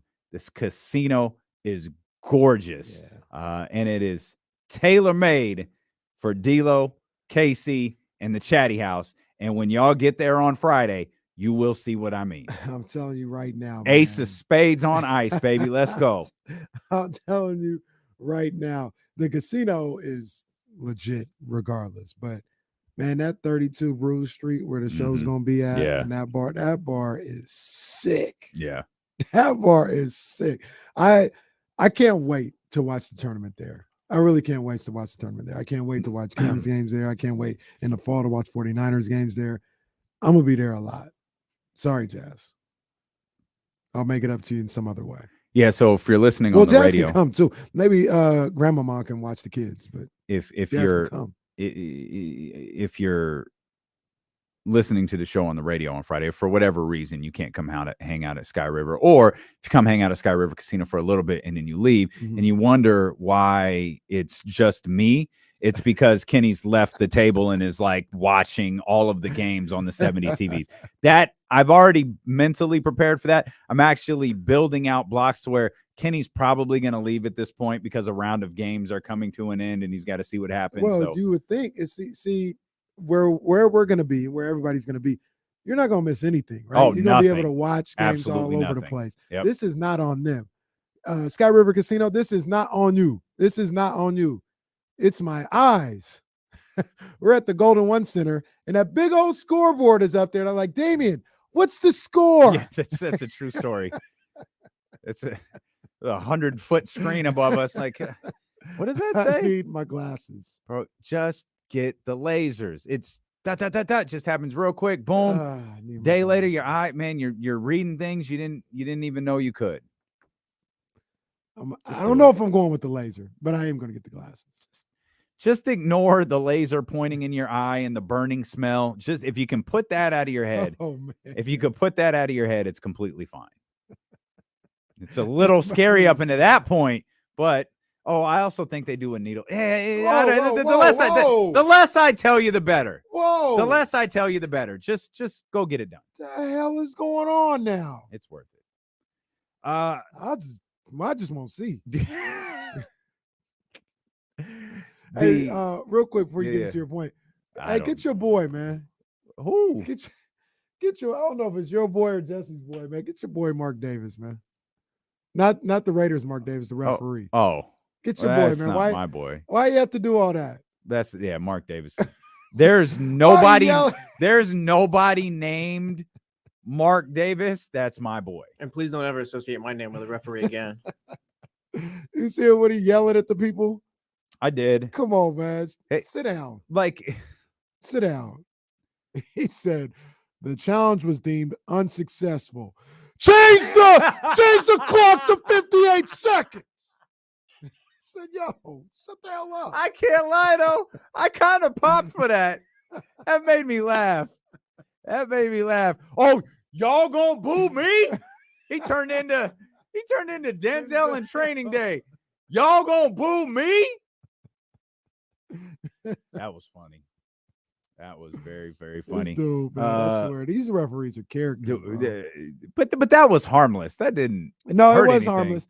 It was funny. It was. Oh, I got that. I can't lie. It stuck out. I said, bro, why are you yelling? I think Mark. Somebody. Mark or Kate. It might have been Katie. Well, he's just going to talk louder over them, I guess. They didn't like the ruling. Grim Sleeper over on youtube.com/ESPN1320 in the chatty house asking, will the YouTube stream be business as usual Friday? Oh, yeah. Yes, sir. Yeah, we're doing the show live. Yes, the video will be live from Sky River Casino. Now, I'm imagining the viewer count being down a little bit because guys like Dr. David are going to be there, and hopefully a lot of you. We'd love for all of you to be there. We told Sky River Casino how special you guys are, and I think that's what sealed the deal for us. It really had very little to do with Kenny and myself. No. It was all people, about man. It was the chatty house, the people, and the amazing love. In honor of Drake announcing his tour today, he did. You see all this? You see, we did this. Mm-hmm. Indeed, that's what happened. Now I just want to see the clip of Mark Davis screaming, "Reset the game clock!" That's great. Reset it to 50. Sound like Ahmed Johnson for a quick second. Adam L says, "I'll just keep YouTube streaming while I'm there." There you go. You can do that too. Adam L, that's why you are a guy. You just got to pop in and hit the thumbs up, and that'll work. Miss P says, "Oh, I'm sad. Y'all need to do traveling shows." Well, first of all, we don't go to Spain where she would be. But if she's ever in the States, I mean, sure, we do a traveling show. I mean, it can't cost that much to fly her private jet back out here.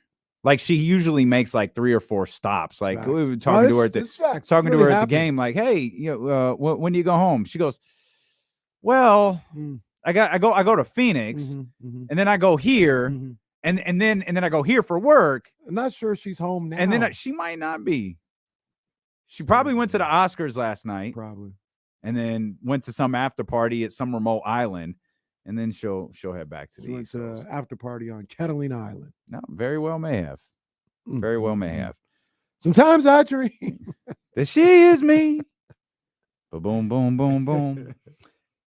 I asked you before the break.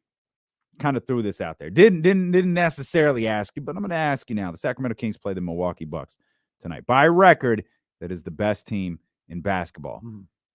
They've lost, 2 games out of their last, I don't even know how many. The Bucks? 16, 17. It's got to be like 2 of their last, 20-something at this point, doesn't it? Something like 2 or 3. You've got Boston coming up in about 8 days, 1 week from tomorrow. Obviously, you got Denver. Some question marks there. Are the Sacramento Kings, of course, it don't mean to leave out Joel Embiid and the Philadelphia 76ers or Donovan Mitchell, a kind of I don't want outlier is not the word, but he's a fringe MVP candidate. He's an MVP candidate in an MVP race. He knows he's not going to win, but he's having that caliber of a season. Are the Kings a top 4 team in the NBA? A top 5 team in the NBA? So, and if they aren't, who's better? So let's do this together. Okay. We got Milwaukee. Yep. Boston. Yep. Philly. Yep. Denver. That's So 4. I'm going to stop there because Denver hasn't been super impressive. So it might depend on. Okay, we're doing this power so let's do ranking this. style? No, I'm gonna dump this. Let me start over. Let's go on the season. Let's go with everything that we saw. So I'll take that. Denver, yes, Denver's Denver. 4. Mm-hmm. And now here's where it gets tricky because now you're just like, I think you're just kind of assuming or projecting when you talk about Memphis, Phoenix, and the Clippers. So I would say, and I'll put Cleveland in there, and I'd say no to all 4 of those teams. I think the Kings are better than all 4 of those teams, which makes them a top 5 team in the league. Well, if we were doing season-long power rankings, if we were just doing this was week 1 of the power rankings, I'll use one of the Kenny Caraway arguments that sometimes isn't even real when we're doing NFL power rankings. You'll just mention it. I think this would happen. You don't have to think. Sacramento's beat Cleveland twice. Yeah. I don't have Cleveland being better. Don't have Cleveland being better. So no, sir. You said something that I think we should address. You said you're projecting, right? Well, I said with Phoenix, yeah. See, like some people would project, all this other stuff. We've been doing that all year. The Clippers are going to be this. Oh, at some point the Clippers are going to be this. Phoenix. Oh no, at some point Golden State. At some point. Okay, well, at some point we got to stop doing that because we're running out of reasons to not acknowledge that this team, the Sacramento Kings team, is one of the best in the league. In my opinion, on the reason that most people won't acknowledge them as one of the best teams in the league is because of their history. Their 16-year history, the Luke Walton history, the puking fan history, the Dave Yeager, the Paul Westphal, all of those guys. Kenny Nat, they're holding that against De'Aaron Fox and Malik Monk and Harrison Barnes and Domantas Sabonis. Those guys have nothing to do with the history of this franchise. We talked about this with De'Aaron.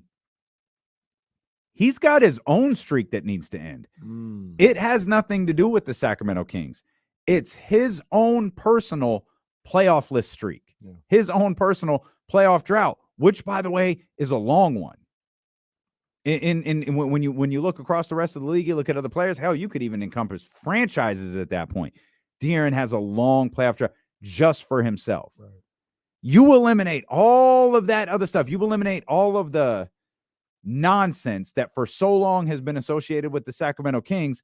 I think more people would land on the Sacramento Kings being a top 5 team in the NBA right now. Yes. It's the past that holds them back from thinking that, not what they're seeing on the floor right now, because there's enough of a sample size. Hey, the defense isn't very good. You're right. Defense is good in the fourth quarter, though. But no team has ever been such and such. No team has ever been this bad defensively and have gone to the conference finals. Yep. But no team has ever scored like this Sacramento Kings team has. You've got a clutch player. You got a Jerry West award that you're giving out. If Nikola Jokic is a runaway for the MVP, De'Aaron Fox is a runaway for the clutch player of the year. It's not close. Right. The national media and others are starting to come around to saying this team is legit. And one of the things that becomes a pattern, I think you could say, is the late game execution on the defensive end, like you mentioned. And it's not just, they're getting lucky and they lock up at the end of games. They play good defense at the end of games. That has to be taken into consideration at this point. It can't be looked at as something that's just an anomaly and they do it every now and then. No, they play good defense late in games. And that number, that top 10 number, needs to be recited just as much as, the fact that they're 27th or whatever it is for the whole game or anything like that. Like they're a legit, solid defensive team when the chips are down. So you have and I'm sorry, combine that with the fact that they are like by far and away the most efficient team offensively in that same time. That's time frame. That's exactly what I was going to follow your point up with. Is you've got to give some sort of acknowledgement to that. This team has not been blown out very often this year. They've certainly had some bad games. They've had some frustrating games, but it hasn't been like of years past, which this team, as we see it currently constructed, is in year one. Year one, not year 17. And if you're willing to accept that, Monty McNair has done everything he can to make this team better since becoming the general manager. If you respect Mike Brown, some of these same people had something to say about Mike Brown getting this job. Don't think we've lost the revisionist history on the Mike Brown hire. We remember that too. Now you've got Mike. Again, you talk, and this is a point we're going to get to today. You could argue there's 2, maybe 3 postseason awards that are runaway victories for people associated with the Sacramento Kings. De'Aaron, Mike, and Monty. We'll talk about that, though. But I don't know how you can look at the way that this team is playing and not acknowledge they are one of the top 5 teams in the NBA. Let's get Herbert in here. 916. Hey, your guy. 909-1320. What's happening, Herbert? What's up, D-Lo? What's up, KC? Herbert, what's up, my guy? Hey, I'm in the building. Playoff tickets, I got them. Certified, homie. Let's go, baby. Well, Let's go, bring baby. me with you. Bring me with you. I didn't know when I was going to say that. Hey, it's here. The time is here, man. Yeah. And I just want, are you going to the game tonight, Herbert? Doug said, man, he said, start slapping teams around and all that laughing stuff is going to stop. I like it. He said that, man. Yep. That's right. King, I'm not scared of nobody in the West. I'm not scared of nobody. Calm down, Ja. Okay. Okay, Ja Herbert. Calm down, Ja Herbert. Wait a minute. Now you don't have to be scared of anybody, but let's not do that. Let's not do that. I want to get Mitch here. Just mention Alex. Alex says he doesn't agree with the year 1 thought. It's year 2 or 3. That's fine. How long has Domas been here? How long has Mike Brown been here? Okay, that's right. Okay. How long has Malik been here? What you mean it's year 2 or 3? How long? There ain't nobody on the team. How long has Kevin Huerter been here? Keegan Murray.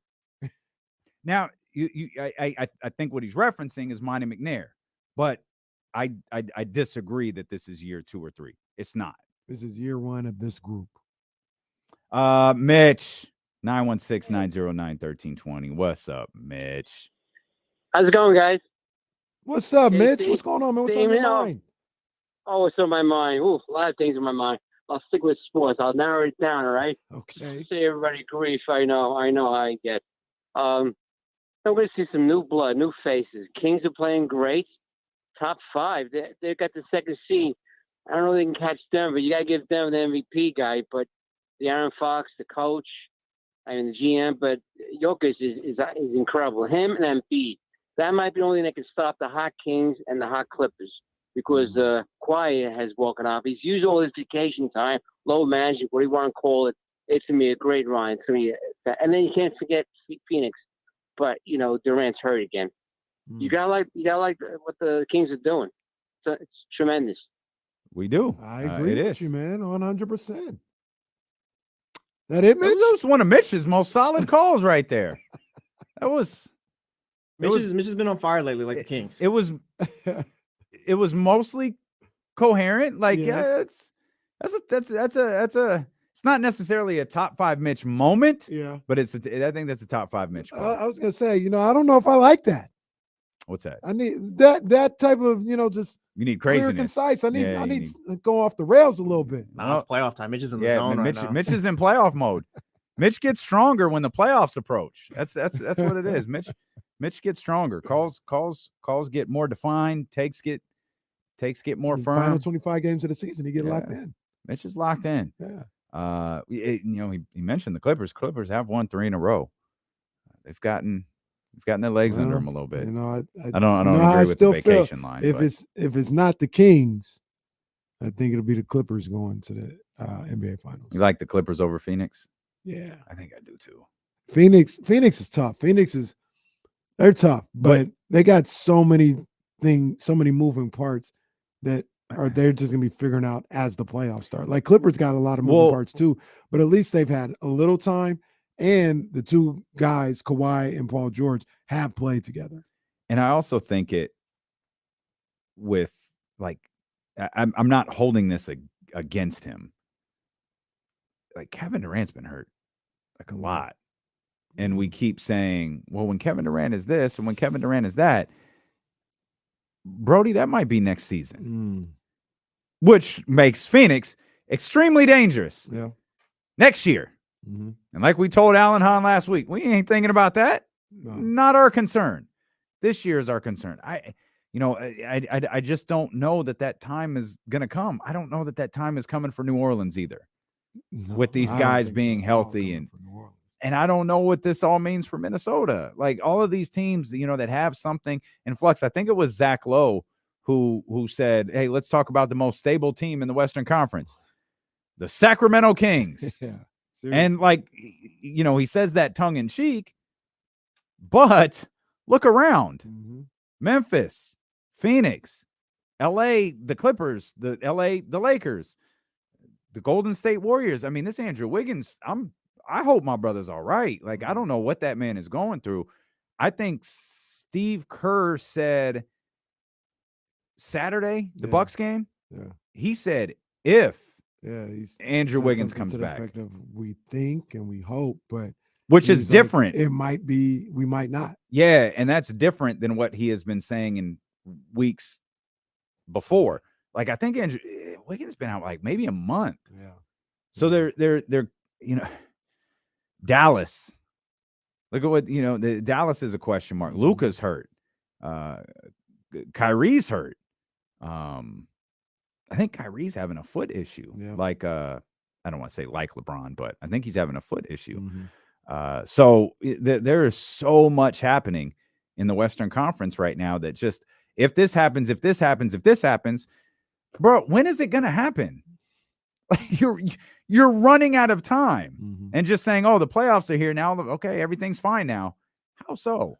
And the other thing with Phoenix specifically, watching them on Saturday, they're pretty thin. They're pretty thin. Like they got Okogie, your guy, Wayne. Yeah, Okogie. I do like Okogie. Nice, good ball player. Wainwright is cool, but he like a two-way guy. Terrence Ross hit some big shots. Cam, but then don't move you. Who? Cam Payne? Yeah. No, not at all. Like he'll do some stuff every now and then, but then he's very You ain't been in the league but a year. Hey, you ain't been doing good but a year now, man. Can't be humble. That's what LeBron was talking about, man. That rug get yanked out from underneath you quick. Be humble now. But they got Londale. He's cool, whatever. But it's not like I wouldn't say their bench is better than the Kings bench. You know what I mean? Like they got to. Oh no, I don't think so at all. So I Kings got to have one of the best benches in the league. Yeah, so they go like 3 deep off the bench, and those guys, you can see them all having terrible games in the playoffs. So Terrence Ross was that a buyout? Yeah, I think so. He hit some big shots on Saturday night. Not as many as Malik Monk though. You see when Malik hit him when he tried to jump that screen and Malik came behind him and lost that boy. Don't do that to him, Malik. I wonder how many Kings fans' favorite player is Malik Monk. Oh man, that dude is just he gets it going. This is one of the things we talked about, and I remember Marshall Harris talking about it when he would come on the show. And James Ham, the Kings have lost a generation. Not only are they good, they have charismatic players on this team. De'Aaron, obviously, with the way he plays. Sabonis is interesting, but a guy like Malik Monk is fun. Malik Monk will hit a 3, throw the sideways 3 up. He'll yell. He'll do all this other stuff. They have guys that have star quality to them. And that's what brings a fan base back. That's what brings a generation of Kings fans back. We've mentioned the postseason awards a couple of times. I want to touch on that. We'll look around the rest of the association. I know Jesse saw it. You saw Trey and Marcus this weekend, right? Yeah, I did. That was crazy. I'm Team Marcus Smart forever. We'll talk about that as well. And we'll dive. Oh, we haven't even touched on the tournament yet. Ooh. Sac State, Stingers up. Let's go. Sac State, Stingers up. And I got something I want to talk to you about. Okay. I'm curious because This will be an interesting conversation. It's D'Lo and KC. Brought to you by Sky River Casino. Sky's the limit at Sky River Casino on ESPN 1320. The Sacramento Kings. What is this? Why are they showing this and not showing the Kings? Oh, there they are. They are. Was this the beginning of the season? Plus 3,000 to win the West? That has to be at the beginning of the season. Maybe not. That's.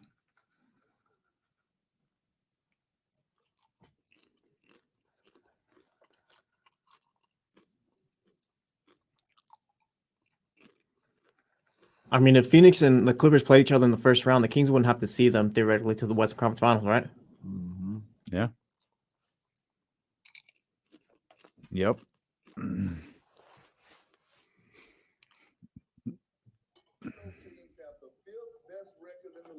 Second best record in the Western Conference, and we are still doubting them. We're still talking about they don't have the experience. They ain't doing this. But guess what they do have? They have De'Aaron Fox, who's an all-star, who's one of the best closers in the fourth quarter in the game today. They have Sabonis, who's one of the best bigs in the game today outside of Jokic, Embiid, Giannis. Let's see, Big Perk. That's live on NBA Today right now, by the way. Curtis, I assume this is in reference to Sky River Casino. Yeah, we're doing the show like there. We're at the casino, and I think we'll have. I know we'll be plugged into the speakers. Yeah, you'll be able to. You'll be able to hear the show. Yeah, you'll be able to hear the show, and just like we'll have the cameras rolling. The live stream will be going on, so we'll keep talking. If there's a way I could figure out to get a microphone out to you guys, like we could do Q&As during the commercial breaks and all that, but awesome. We'll get all that, we'll get all that worked out over the course of the next few days. I got to go see Jonathan and see what he thinks this is all going to look like, but they've done the walkthrough. It's going to be chef's kiss. It's going to be awesome. And the food there, whoo. Yeah. Woo. Yeah. That food that food at that sports bar is hitting. It is hitting.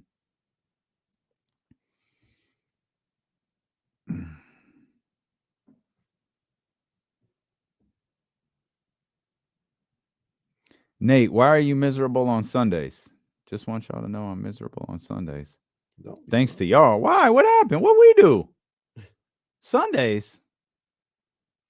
What happened? Yeah, I saw JJ apologized. I haven't seen We'll it. be the judge of this. Yeah. Oh, no show on Sundays? Oh, I'm sorry, man. Sorry, brother. Hey, Corners of the Culture podcast. You pretend it's new.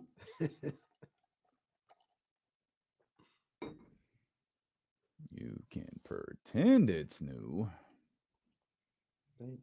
Yeah, Sean, we'll take calls. Probably. We can. I think so.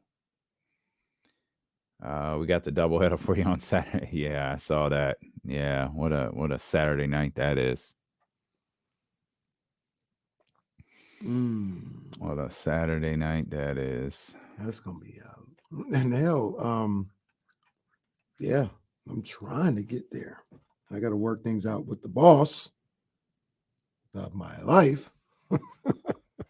I'm trying to get there on Saturday.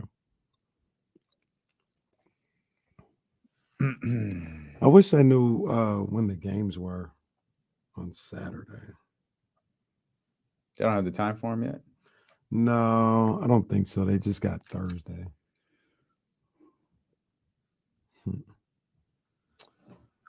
I do have blackvegas.com in my bookmarks now. Yeah. Yeah, it's part of the Lexion now. What would you like? Would it change your life in any way if, say, Sacramento was like a Vegas where there's always a show, a concert? Would you think you would go out more? No, I don't. I mean, see, hell of a cliffhanger there for those that were watching on the live stream. Goodness gracious. Kenny always asks these thought-provoking questions right as Jesse says, hey, we're live, pal. We're live, pal. On D'Lo and KC, brought to you by Sky River Casino, where we'll be doing our live broadcast from 32 Brew Street inside Sky River Casino, an amazing sports bar that they got in there airing the NCAA tournament games. Over 70 TVs in there. Food is amazing. We've already had the chance to sample it. The bar is loaded. It's St. Patrick's Day. Oh, we're going to have a day. We hope every single one of you are able to make it out there. If you can't be there at 12, be there at 1. If you can't be there at 1, be there at 2. Just come through. Tell the boss at lunch you're not feeling well. You got to get out there. You got to leave work and come hang out with us. You're going to mess around and see the boss at Sky River Casino. The boss is probably taking the day off to come see. If you want to have a good time on Friday, this is the place to be. This is going to be a movie. It's going to be movie status. It's movie status for sure. Sky River Casino this Friday. Let's get Alex in here. Alex wants to call me out. Alex said it's year 1, or I said it's year 1, and Alex said no, it's year 2 or 3. Alex, what do you think? Hey, it's not much of a call out. Just Aaron Fox, Harrison Barnes, and Monty McNair. Without those 3, I don't think this happens. I think being on the bubble for playoffs in 2020, this is 4 or 5 years, but we could say 2 or 3. But definitely Mike Brown stepping us up. Vlade had to take Fox, so Monty's just taking Vlade and turning it up a little bit. So here's and we appreciate you, Alex. I got you, and I actually think that's a perfectly fair argument. It's fair because to me, when you talk about the Kings, it all starts with Monty McNair. Right. That's where it starts, and that dates to 2020. So I'll give you that. That if we really want to work from there, I'll give you that. My point was this group that we see on the floor, the coach that we see on the sidelines. This is their first year together. Monty has had to work the last couple of years to get to this point. And that's me for not making my point clear and just talking about this group. Sure, De'Aaron has been here, but he hasn't been here with Domas. Right. Sure, Harrison has been here, but he ain't been here with Herter or Keegan. None of them have been here with Malik Monk. Right. And so that I'll give you the 2-3 because it all starts with Monty McNair. But this group on the floor, man, this is just the beginning for them. Yeah, I see what Alex is saying. I understand it, but I'm still going. This is year 1. This is a completely different group, a completely different regime. When you talk about Mike Brown being there, so I'm gonna go. Maybe more importantly, or just as importantly, who's not here? Well, there's always that. But I mean, we're splitting hairs here. Probably don't matter. We're just watching winners. We're watching winners, and it's not at the end. I'll tell you that. I've been thinking about that a lot since Alan Hahn said that, like moving forward. Bill Simmons. He had a podcast where he dedicated a lot. Him and Ryan Russillo dedicated a lot of time talking about the Kings and talking about how they're true. Something going on. What's going on? No, I'm just looking at these.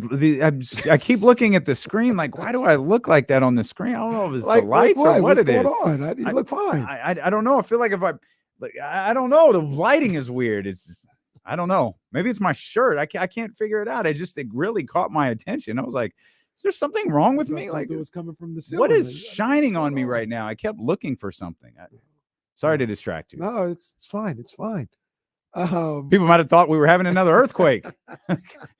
What's going on in Roseville?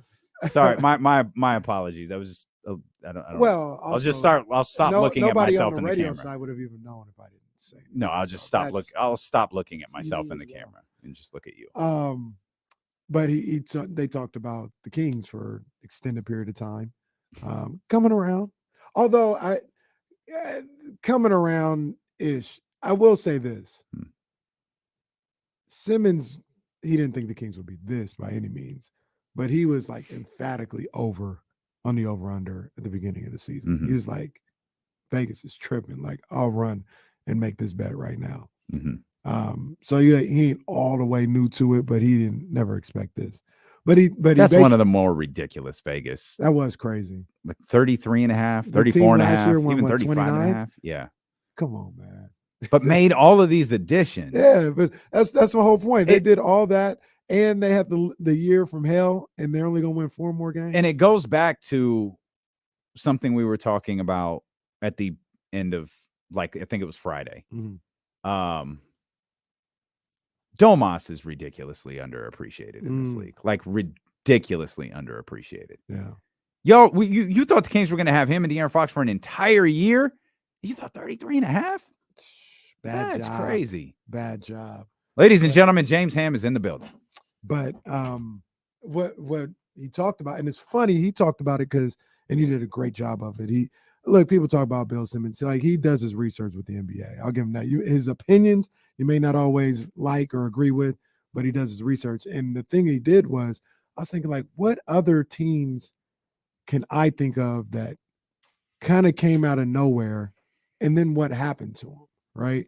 And he went back to like 89 with the Cavs team and a couple other teams. But one of the teams he talked about was like an 07 Utah Jazz team that was led by Darren Williams and Andre Kirilenko. Mm-hmm. And they were around for a couple of years after that.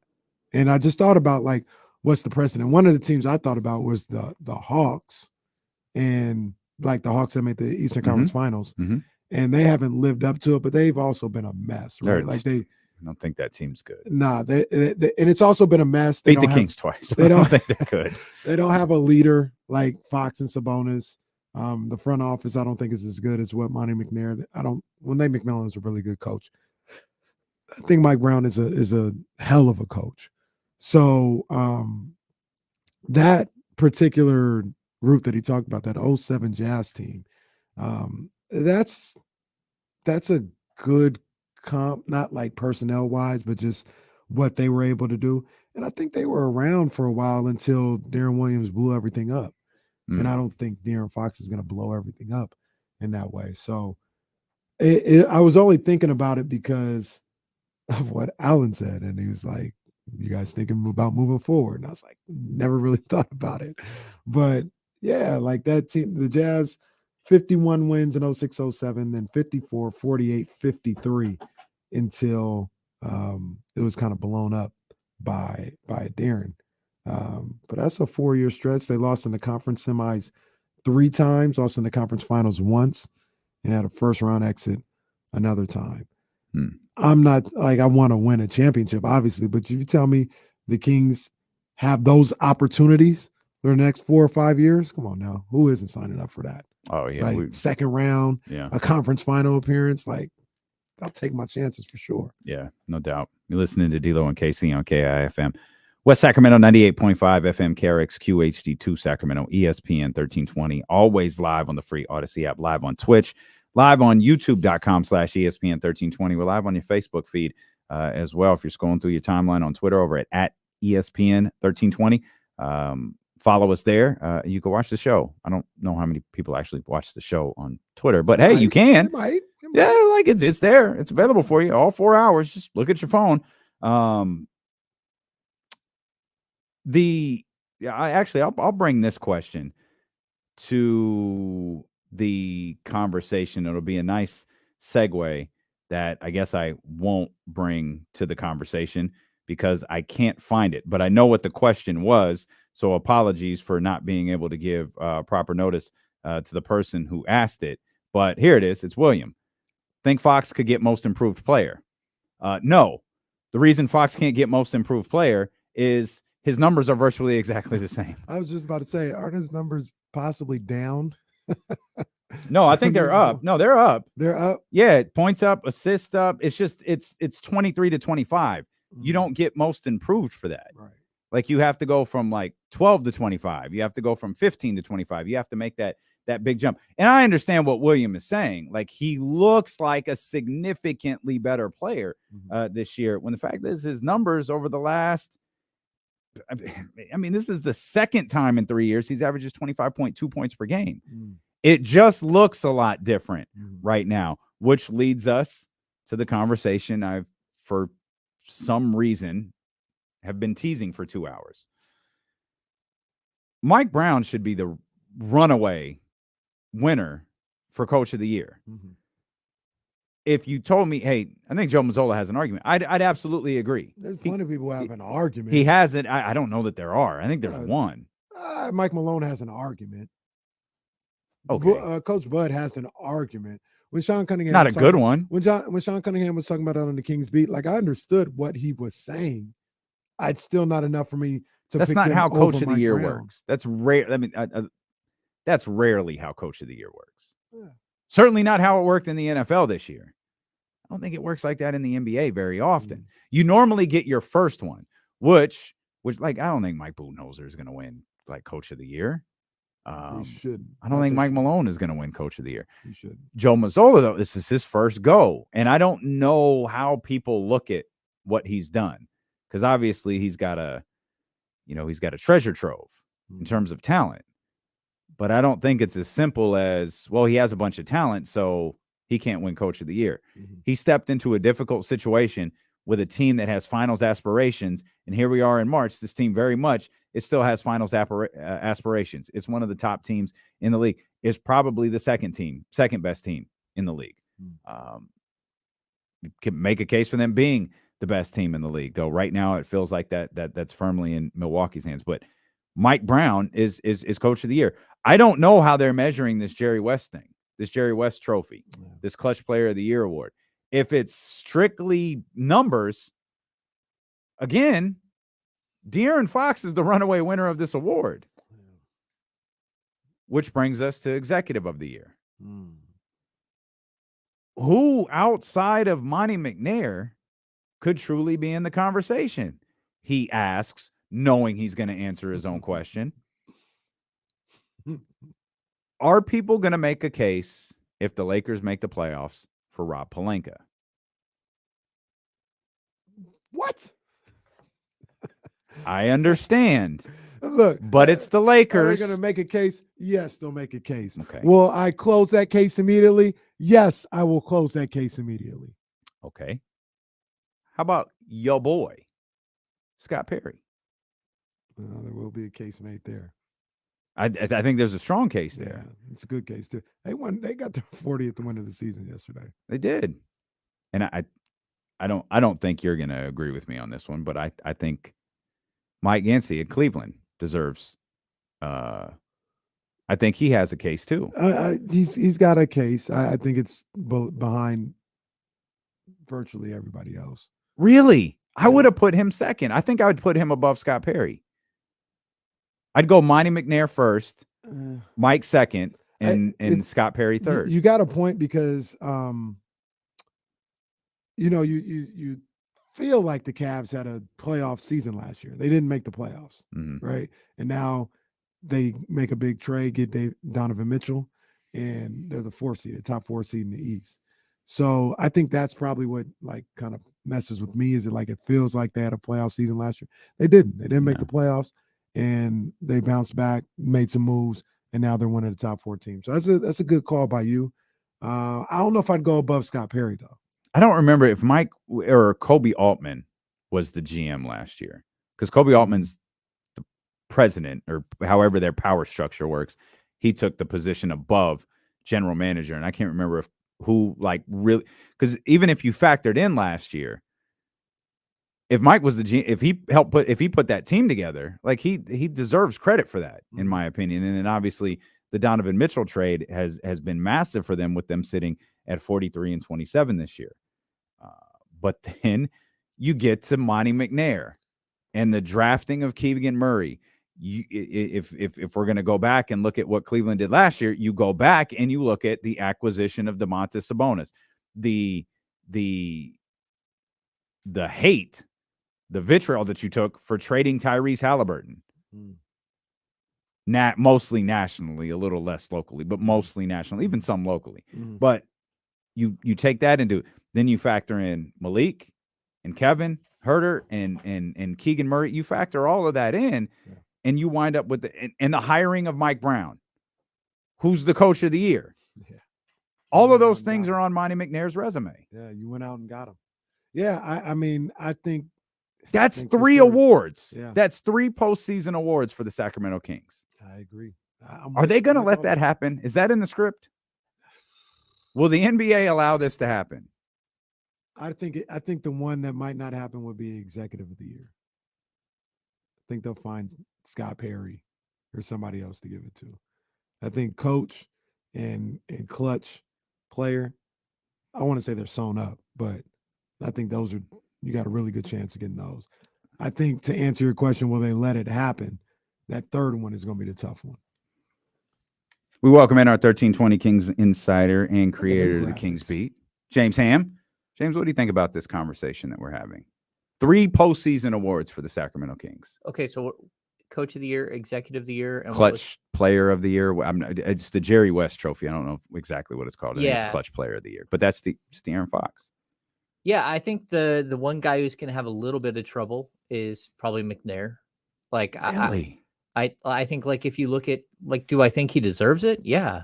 I mean, you put together something that no one else has been able to. Like, look at the roster turnover in the last 3 years. It's crazy. 3 guys are left from the roster he inherited.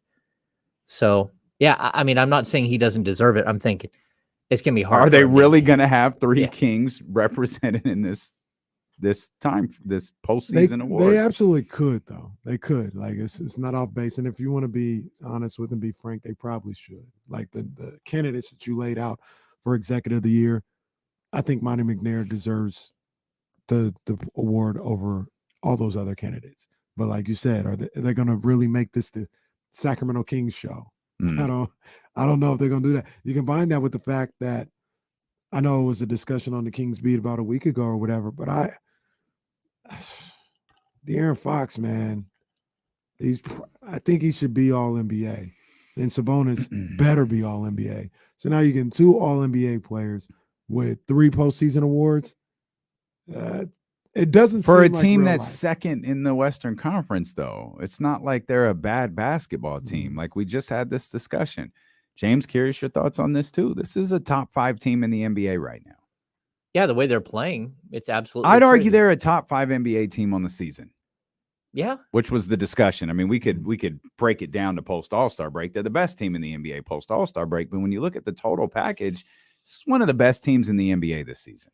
Yeah, it's really interesting because we've watched it like start, from start to finish, like where they are right now. And you never wanted to like buy in 100%. Sure, you can buy into the fun and to the lighting of the beam and to the positivity and all that stuff. But as far as like playoffs and everything else, like I was at practice today, I asked Aaron Fox because he brought up that we're playing a title contention team tonight. And I'm like, well, if they're a title contention team, who are you? Like, what are you guys? And he doesn't know what to say. He doesn't know how to put them in the proper context. And so I think it's interesting to like watch even like the wheels turning. Like, they don't want to put a cap on who they can be, but they also are realistic. Like, this is something that's like, it's not unprecedented that a team has done this, but it's unprecedented that a team in Sacramento has done this. Yeah, Phoenix did it a couple of years ago. They can absolutely do what Phoenix did a couple of years ago. Yeah. So I don't know. It's interesting, but we still need to see it play out. We still need to see if they are a number 2 or a number 3. I don't think they'll be a number 4 at this point because just they're 4 games ahead in the loss column with 16 games left. So yeah, I think that they're in a pretty safe spot. But I also, like, you start looking at second round matchups, you're like, okay, I don't mind Memphis if somehow and the fact that we could talk about second round matchups that the Kings could possibly be not just in like host a playoff series, but be in the second round. Yeah. That's pretty crazy too. Yeah. So you talk about that possible pathway, and you're like, wow, they can definitely get that done. What do you guys think about the All NBA thing? Because I know, like I said, I know you guys had a discussion about it. Simmons, for an expanded amount of time yesterday, was saying, like, I think Fox has to be on one of those top 3 All NBA teams. They're all in agreement. Everybody's in agreement. Sabonis has to be on there. But Fox, I mean, you combine the combination of his play and things like Steph Curry being out for a long time. I know they talked about Dame Lillard, who I think should be on. Dame should Lillard, be I all think is a NBA. lock. But I mean that.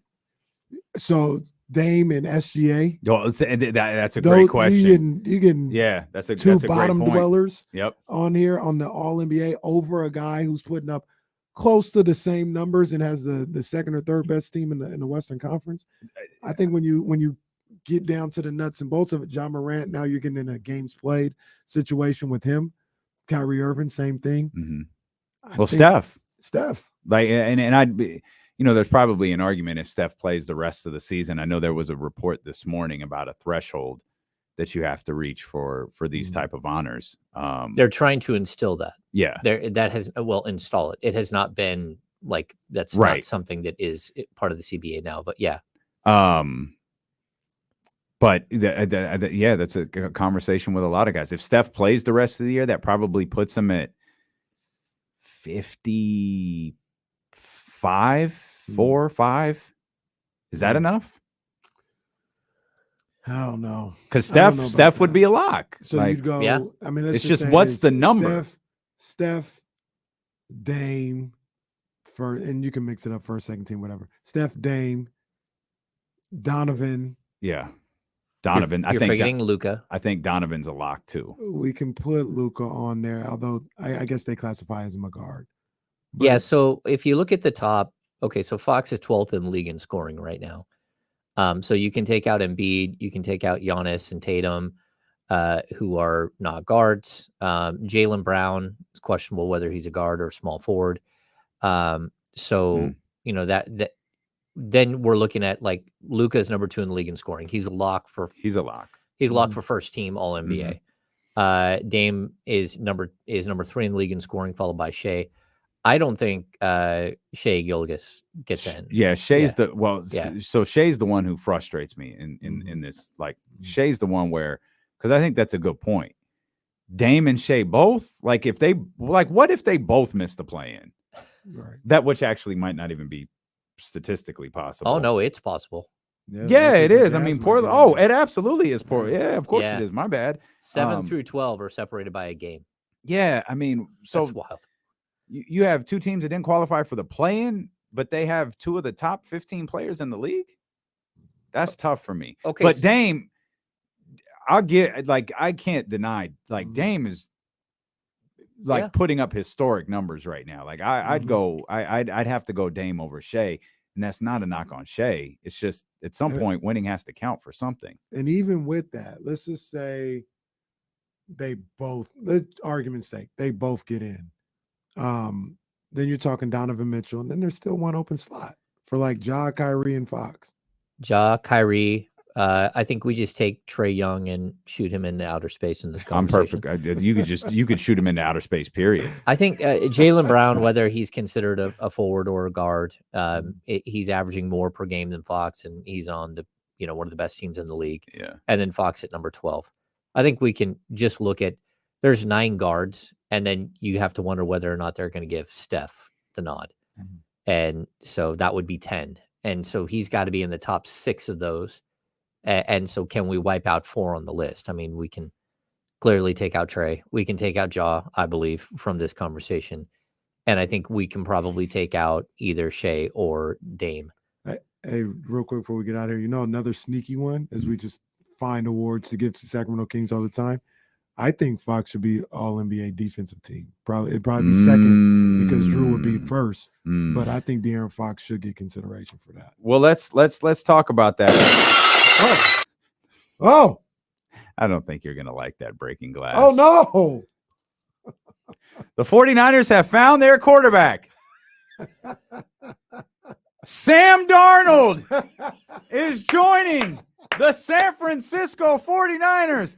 Hey, young Zell, Sam Darnold, baby. Let's go. Sam Darnold has signed a 1-year deal with the San Francisco 49ers. I ain't mad at that. We're I just ain't mad getting at started. that. James Ham is with He us. ain't the starter. We'll No, I talk ain't mad much at it. more about the Sacramento Kings. We'll touch on the tournament, other things happening in NFL free agency, as well as D'Lo and KC, brought to you by Sky River Casino. Sky's the limit at Sky River Casino here on Sacramento Sports Leader ESPN 1320.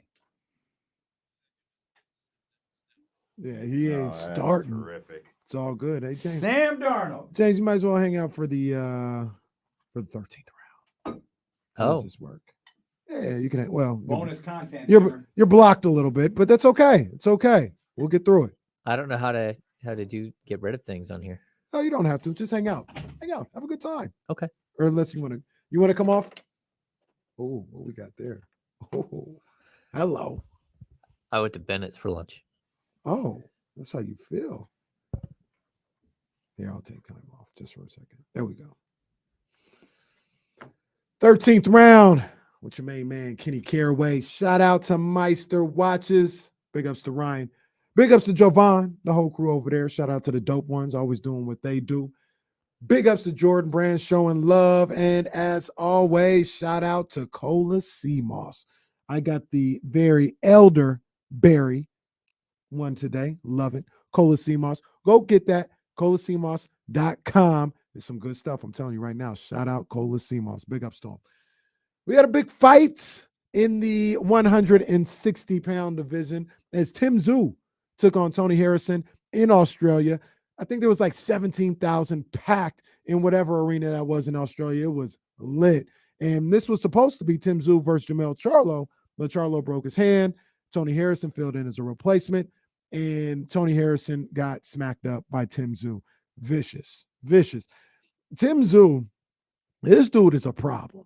He's a problem. He looks like he punches with deceptive power. I know he has knockouts and stuff in the past, but you don't look at him as some type of knockout artist. But the way he was hitting Tony Harrison without throwing a whole lot of punches, and Tony Harrison, he's got like some of the worst reactions ever to a punch, right? Like he'll get punched, and some people just kind of take it or whatever. Tony Harrison get punched with a right cross and just he just fall back. Looked like he just got destroyed in a fight. He got the worst reactions ever. But either way, Tim Tszyu, TKO victory in the 9th round over Tony Harrison, setting up possibly, hopefully, a fight against Jamel Charlo later this year. And I think that's a good fight. That's a great fight for Charlo. I think Charlo wins that fight. But Tim Tszyu, he showed me something in that fight, man. He can go. He's a formidable opponent. That is a 50-50 fight, maybe 60-40 if I gave a little more of an advantage to Jamel, but heck of a fight. Can't wait to see it. And Tony Harrison, all class and defeat. I really like Tony Harrison. I really do. He's a stand-up dude. And whatever he's doing with the rest of his career, I hope it continues. And we see him in the ring again. And that's the 13th round. They should have stopped that fight after he went over the ropes. Yeah, that was a cry for help right there. That was terrible by the judges, man. They are not the judges, the referee. Yeah, that was literally like, hey, I'm done. Can you stop this now? Oh, man, what we got up in here? Hey, yo. Aju. Bennett's is good. We went to Bennett's one of the first times I came out here. Yeah, I got my lunch. I'm like, oh, I can't eat all this. I'm just going to box half of it and bring it to Kenny. See, I try not to. Oh, yes. Oh, wow. Oh, man, we ain't playing no games. Yeah. See, you know what? I snack on air, James. You can snack on the fries. Just flip the fries up. These are fries right here? Yeah, and and the fries are incredible. Some good stuff. Some good stuff, man. Appreciate you, James. Well, I got to work all night, so I'm not gonna. I can't bring that somewhere. You get some of that. They got Chick-fil-A. Grab some for us. Well, I'm all over the place. Everybody taking care of me today. I will say this. I'm gonna try on the next. I'm gonna eat some of these fries. They got some Chick-fil-A fries. I can't pass them. Oh no, it's just chicken. Oh. It's just chicken. I'll eat one of your French fries though. Oh yeah, I brought him half of my Bennett's lunch. Mm-hmm. Little French dip, Oh, yeah, that works. French Good stuff. dressing, That's all I need. French fries. There's some good stuff right here. See, I make these references. You guys have no idea. None. I don't know what you're. My little Have you ever Smart seen Pot. Better Off Dead? I don't think so. John Cusack. He's Probably. Lane Myers. Well, He skis down a hill with one ski. It's a $2 movie. what? The paper boy wants his $2. $2. This isn't helping, James. Man, you guys. This is not helping. Damn it, you guys. All right. Oh, I forgot. I did. I clicked. That's the first time I've tried that. I clicked it moves the videos. Oh, when did that start happening? There's a What? setting. There's a setting in here somewhere that you could do that. Yo, what is your boy doing? What is he doing? Yo, Kenny's a special dude, man. Dude just took off right Kenny, before we Kenny come back just from break took to off go get and food. he was like, I'll be right back, and just left. Kenny out. Bro, what are you doing? No, I had to get a napkin. It's too much. Kitty over here eating. They got French fries at 98 Rock. Shout out to Bailey and Nelson and Nikki D. They're starting their new show today. They brought in Chick-fil-A for everybody, and Kenny was just like, I'm gone. I didn't get the Chick-fil-A yet. Chick-fil-A is coming up. I'm gonna step out. But I mean, my man James Ham, he always looking out, man. Yeah, He's always looking out. He take care of you. Kenny's one of those guys that likes to eat. I know. I like to eat Snack. myself. I got a snack, you Can- know. and- I don't, ironically enough, I don't eat that much during the day. I do snack. Do you see all the people in the chatty house? They know exactly all of my references from Better Off Dead. And the reason why I was saying, because I brought them a French dip and then French fries, is they have Appreciate you. a French foreign exchange student. So the mom decides to make everything for dinner French. But she says French fries, French dressing. Yeah. I love how excited you are about this reference. Let's get Sean in here. 916-909-1320. What's happening, Sean? Yo, long time no speak, my brother. What's good, man? My man Hammer in the building. Hey, it's a blessing to be on with all three, man. It's the lucky trifecta right here, fellas. How y'all living? We good, baby. Kings got 40 wins, man. There's still 16 games left. It's all and good y'all right taking over Sky River in my neck of the woods, You next to pulling the up? KC compound. You Hey, I'm better you than pulling cool, up, man. Sean? Where you at? If y'all could get some of them Sacktown splashes or get the Violet Fog on Jug real quick, make it a little special since y'all blessing the building. You know I'm about to buy out the whole bar. Let's do it, big boss. Hey, you in the building? You confirm? You coming? Hey, I'm gonna have to pass it through. You already know the wife got to give that a green pass. But once I get that permission, you got to it's check in fine. first. Ask nicely. Right. Yeah. Just tell her we hanging out. We're doing the show live. I'm still Come not through. confirmed for tournament games on Saturday. I That's gotta talk. There you go. I'm gonna have to slide in y'all DMs to get y'all blessings for the wife, so she know it's official. I'm not sliding somewhere else. But I got you. hey man, I had to call in because y'all asked the question the last hour: are the Kings a top 5 team in the NBA? Why not? I mean, with everything going on in the East right now, they might have better records, but they certainly don't have the same level of competition. And with everything seeming to fall in place in the West, and I hate to say it, the injuries are definitely going to help us as time goes on. I don't see no other reason why. And I got to ask y'all one of them crazy questions, man. If y'all had to compare or name a rap song that relates to the Sacramento Kings, brings up the Sacramento Kings when y'all name it, what would it be? Mine would be Freeway, What We Do. And mostly because no matter what we do and no matter how much we grinding, I feel like they go back to the bench and all Mike says is, keep going. Okay. That's a good question. There's so many songs in my head. I can't even list one. I can't. Grinding. I can't list one either, and it's not because there are too many songs in my head. James just keeps Better Off Dead quotes stocked in his head, and we keep That's right. We keep records. I mean, we could always hit him with the public service announcement. Allow me to reintroduce myself. My name is Kings. But yeah, I don't know. I have to give that one some thought. That's a good. Oh, Miles that's a good says reference. that you might be right. Like the beam is what I think. Yeah, indeed. Young Zell, no doubt. Like the beam. Like the beam. What a stroke of genius by the guy. My It's incredible. goodness. Absolutely. My incredible. goodness. Gave your team an identity, a moniker Yeah. that just goes throughout the league. Literally created the happiest place on earth. It really did. It would be a great story regardless, but it's even better with the beam because you got something to identify yourself with to the media. It's not just, oh, guess what? The Kings are good. It's, oh, light the beam. Yeah. They're lighting the beam in Sacramento. Like it just adds an extra bit of identity to what you got going on and character to your season. It's And just a perfect. footnote, because it's ESPN that has the Western Conference Finals. When Stephen A. and whoever else is on that, y'all can't light the beam. Y'all don't get to press that button. We're putting it out there right now. Y'all weekend. don't get to press the button. Bad weekend for Stephen A. Did you see Stephen A? What? How did he do something on the weekend? I guess he did an interview or whatever, and I don't know if he did it. What over- do he do now? So he talked about, it was on Awful Announcing, and he talked about that interaction with him and Jay Williams a couple weeks ago or whatever. Mhm. And he was like, yeah, I was surprised and I was hurt that Jay would call me out like that on my show. And he was like, yeah, I was taken aback by that. I wasn't ready, yada, yada, yada. And I guess in the same interview, he goes, it's very personal between me and Kyrie Irving. And I'm going to leave it at that.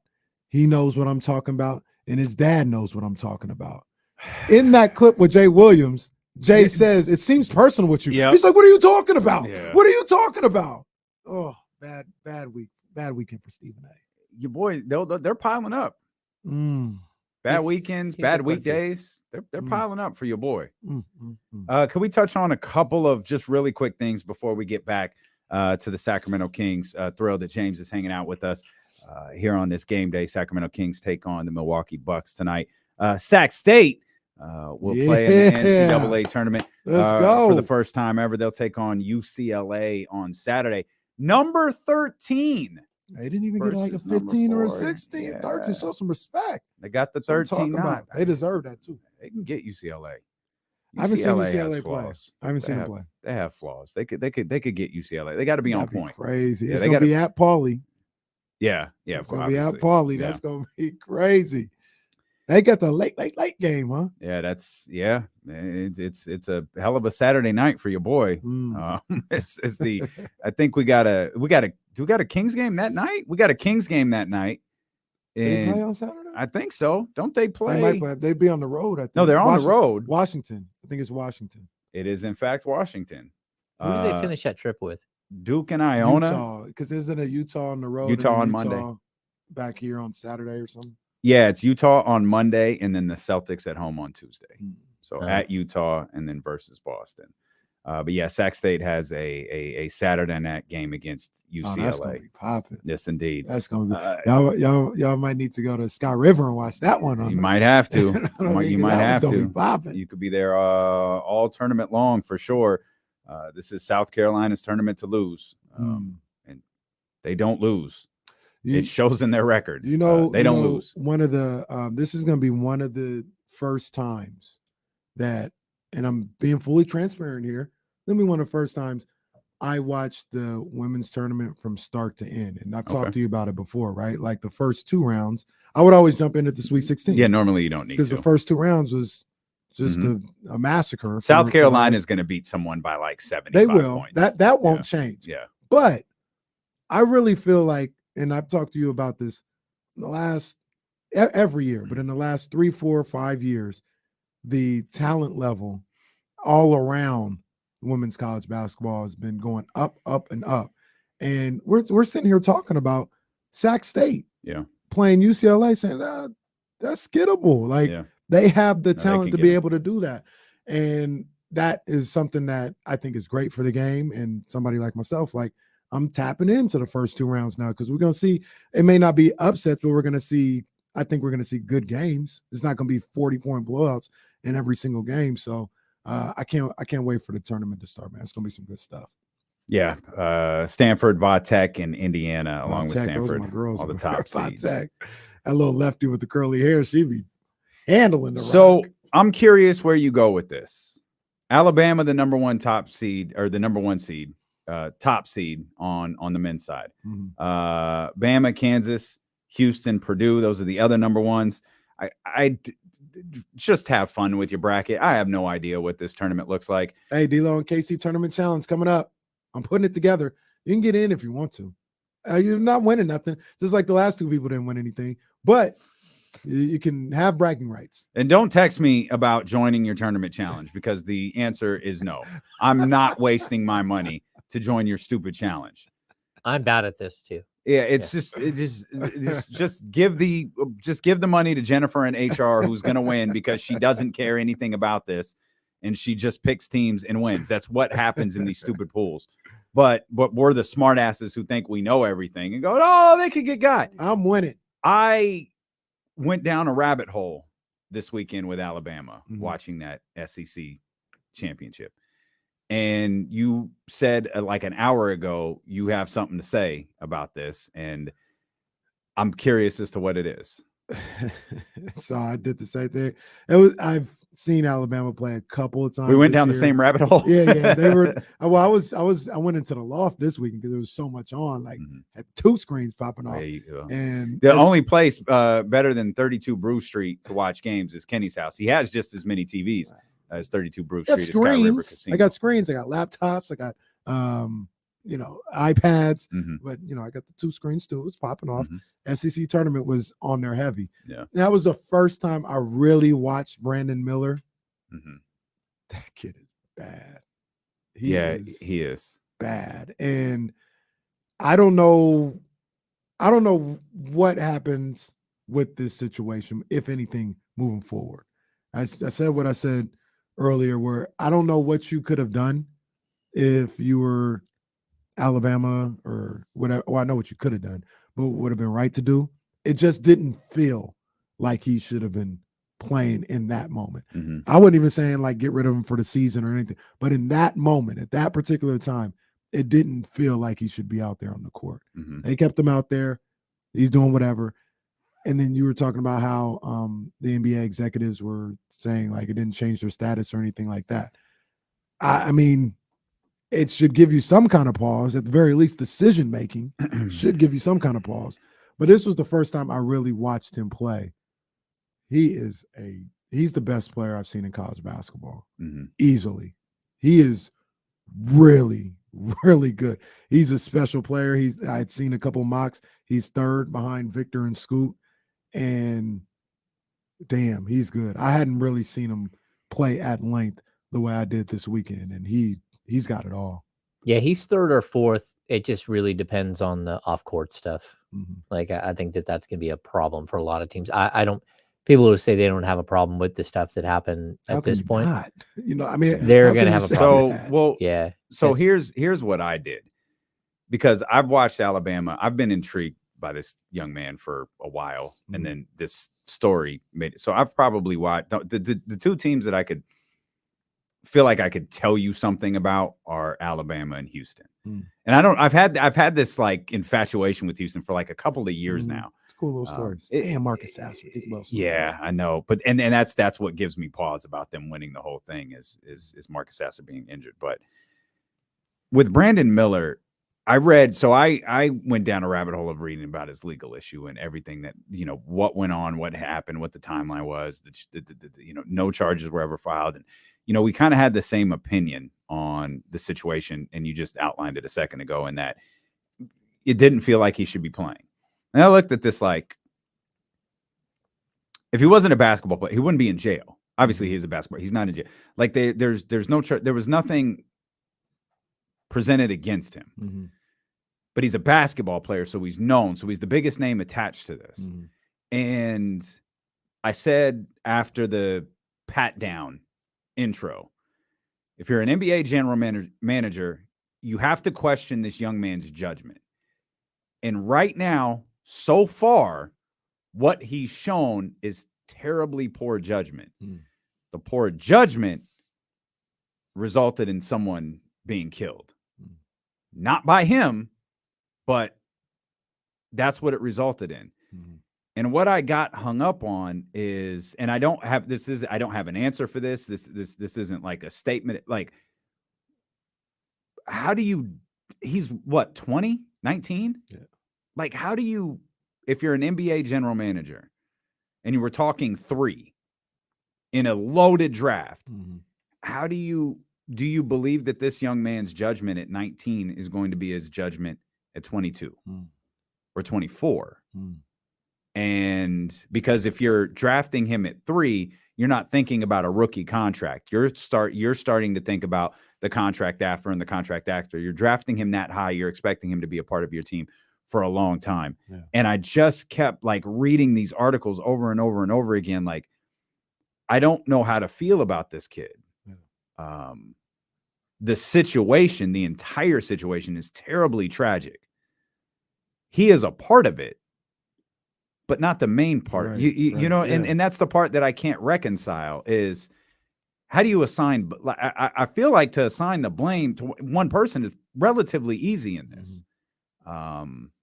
But maybe we don't know everything. I don't know. Right. I got really hung up, same as you, watching him and watching his talent and then reading through those stories again, going, this kid he's got some things that he has to fix, but I don't know how to judge him right now. Right. And I don't know if I'm an NBA general manager, how I look at this. Because you can't believe that this kid is going to have the same, you have to hope that this kid isn't going to have the same judgment at 19 or 20 in a college atmosphere that he would at 22, 23 in a professional atmosphere. Right. There's a lot that goes into the interview process. And I know some people, like, weird questions sneak out all the time to teams, ask players, and players have, you know, like, it sounds weird, some of the questions that these guys get asked, but this is like a $40 million investment for the 3rd or 4th pick. I mean, that's just like the initial investment. And you're hoping that that investment will basically increase the value of your franchise by 100 or 200 million. And then you keep paying them, and the value of your franchise keeps going up as they elevate and become better and better players. So it's a big deal. Like, I know, like, in previous drafts, there was a player that plummeted, that I heard the executives that met with the player thought that he was racist. Like, that was the vibe they got off the player. And we're like, oh yeah, we won't touch that kid. And, you know, there are players that come in that, you know, a guy like Hassan Whiteside, who all of a sudden during the draft process, there's like, oh, what medications is he on? Excuse me. And he goes from like a potential top 10 pick to the 2nd round.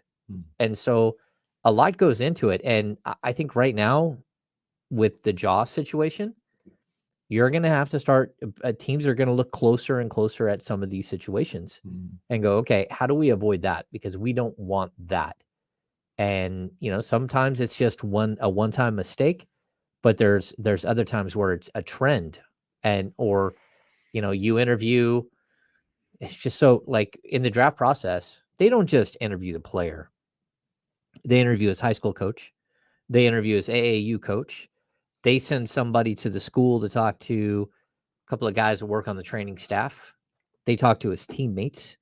Like, this is a process that they get as much information as possible about each of these individual players. It's not just looking at a draft board and figuring out height and weight and athleticism and wingspan and all that stuff.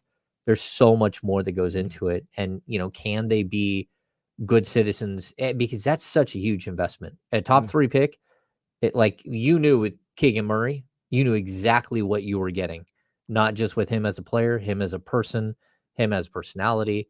Like, talk about a track record that goes back, like, since he was young, of all of the things that he's done right. Like, that doesn't mean that, like, you couldn't have found someone else that was there, but, like, all of this plays into who they are. You know, when you're rating a player and you're trying to come up with how does he fit into your franchise, a lot of it does come down to that stuff. And you know, when we were talking about it that week, and stories came out about GM saying, nope, doesn't affect his draft status at all, doesn't affect how I view him at all. Yeah. I know me personally, I believe I came on the radio. I don't know if it was on the radio or private conversation. I was like, really? Like, that's how you guys really? No but way. at the same time, I had to take a step back and say, look, man, these guys, it's easy for us to be like, or fans to be like, no, I wouldn't touch that guy. These guys' livelihoods is on the line. Their job is on the line. And they're not going to get an extension. Better, just keeping it real. They're not going to get an extension if their team is garbage, but all of them stayed out of the public eye for bad stuff, right? Like if they were all choir boys and they were 15-60 for 3 straight years, they're not going to get an extension. So it's easy for me where it's not my job and it's not my livelihood to be like, I wouldn't touch that guy. When if it's like, hey, your job depends on wins and losses. And are you going to take, and that's not even like guaranteeing Brandon Miller or anybody gets in trouble. It just is a little bit of a risk, right? And you say, are you willing to take that risk to possibly keep your job and get an extension and continue to be in this profession? I think probably, like you just said, 100 out of 100 GMs probably would say, yeah, I'll take that chance. I know I had a conversation with somebody who they told me that like during the draft process, they went to one of the prospects, pulled him aside and said, I'm just going to tell you right now, I would never, you're not going to fit into the range where we're drafting. I would never, ever, ever draft you. And I will never have you on my team. And like, I hope you take that to heart, but I watch you through this process and I wouldn't touch you with a 10-foot pole. And I hope that like, whatever that means to you, just know that if I'm on that team, you're not coming to it. And the player came back later and told that person that made a world of difference to me. To know that there was someone out there that thought that of me was like, oh, okay, I guess my behavior is not okay. And I guess what I'm doing here is not okay. But that's the problem. We're talking about 18, 19, 20-year-old kids. Like there's a lot that goes into all of this. It's crazy. Like the deeper you get into the draft world, the darker and weirder it gets. And the stuff that you hear and like the misdirections and all that stuff. There's a lot of crazy stuff that you hear throughout the draft process. But well, the stakes are so high, especially when you're talking top 3, 4, 5, 6 picks. And obviously Brandon Miller he's a franchise changing talent. He's really good. And it's unfortunate for him. Well, he put himself in that situation. It's unfortunate for his teammates at Alabama because they're really good. Yeah. Bama's a really good basketball team. And that's my pick to win it all. It's difficult to tell their story without talking about his story. And the other thing about that too is, and this is why we say it just kind of feels like he shouldn't have been playing at least for a little while, is because from everything that I've read, and you probably did a deeper dive than I, the details of him and his involvement are still vary. They're very, which off, is super concerning. Yeah, they're off and they're not consistent. It all depends on. I was trying to stay in the Alabama area because I feel like if anyone knows, they know. But the police report, the police portion of it is the part that confuses me because it like you said, it all doesn't line up perfectly. Hopefully it doesn't. Hopefully his involvement isn't greater than what's been reported. It doesn't sound like it. And there's literally no indication at all that it has. Is Ramsey still there? Let's get Ramsey in here. 916-909-1320. We're going to get back to the Kings. Obviously, we got a huge game tonight at the Golden One Center. Ramsey, what's going on, man? Not too much. Just enjoying the brackets, the tournament. I haven't started my women's one yet, but like you said, it's almost South Carolina's to lose. Yeah. I did do my men's one last night, and Kenny, I don't have Alabama. I had a feeling. I don't think I do either. I got Marquette. Oh my. Oh. Okay, that's how you feel. Shaka Smart winning the chip. Shaka got them boys playing. I mean, they're not a 2 seed for no reason. I don't like Purdue as a 1. I definitely don't like Kansas as a 1 seed. And that West, to me, I think that's going to be a free-for-all. I almost had St. Mary's and Gonzaga meeting up for the fourth time in the Elite Eight. Oh, my. That's how crazy I think that bracket's going to get, but we'll see. Yeah, I feel you. I love Ramsey. I feel like Ramsey wearing the same thing every time I see him. Like Ramsey got a uniform that when we're walking around at the Golden One Center, I could, hey, that's Ramsey. Ramsey said, man, I'm just doing what I do. Ramsey just living his life, man, out there enjoying basketball. And he be everywhere. Ramsey, let me get $1. Ramsey got like everywhere. Ramsey won't admit he got like season tickets or something. Like he's there every time. Kyrie, Luka, out tonight versus the Grizzlies. We will come back. We'll talk more about the Sacramento Kings and the Milwaukee Bucks tonight. Anxious to get James' thoughts on Kessler Edwards' performance this weekend as well. Anxious to get your thoughts on the Phoenix game overall, and we'll do that when we return here on Sacramento Sports Leaders. Stilo and KC brought to you by Sky River Casino on ESPN 1320. All right. Going to get chicken. Uh-oh. Oh, man. We don't have anything on Giannis yet, do we? No. Actually, I haven't checked the latest, which happened like 15 minutes ago. But every other one has been still questionable. Well, I hypothesized. Joe Ingles is out. I hypothesized he doesn't play because they play Phoenix tomorrow. So if there's something sketchy, you're bringing him back on the second night of a back-to-back rather than the first. Yeah. Unless you absolutely believe he could play both games. I heard that he wants to play, but doesn't know if he can give it a go. And I don't know what is his injury. Was it his hand? Yeah. Okay. So what I heard was he was wearing an ice bag from his hand all the way up past his elbow. It's right hand soreness. Like today, he had a wrap with ice all the way up. But again, was saying he would like to play.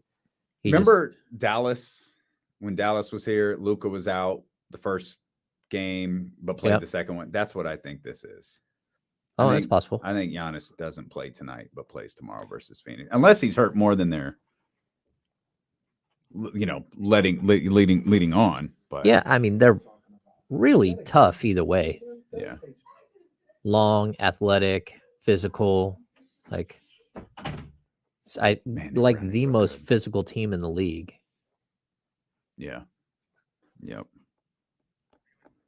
That was good. Got me dancing out here. Can y'all hit the like button, please? Great producing work by JT.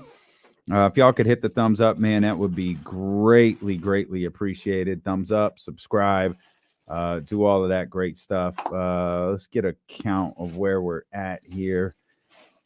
Ooh, and overall numbers sure look good, man. Thank you guys for being here. We're at 299. Let's go. I'm telling you, we can get to 400 today. Did they bring anything for me? No. I think they brought mustard. They got brownies. I saw. Yeah, I can't eat that brownie. I'm sure that brownie is delicious, though.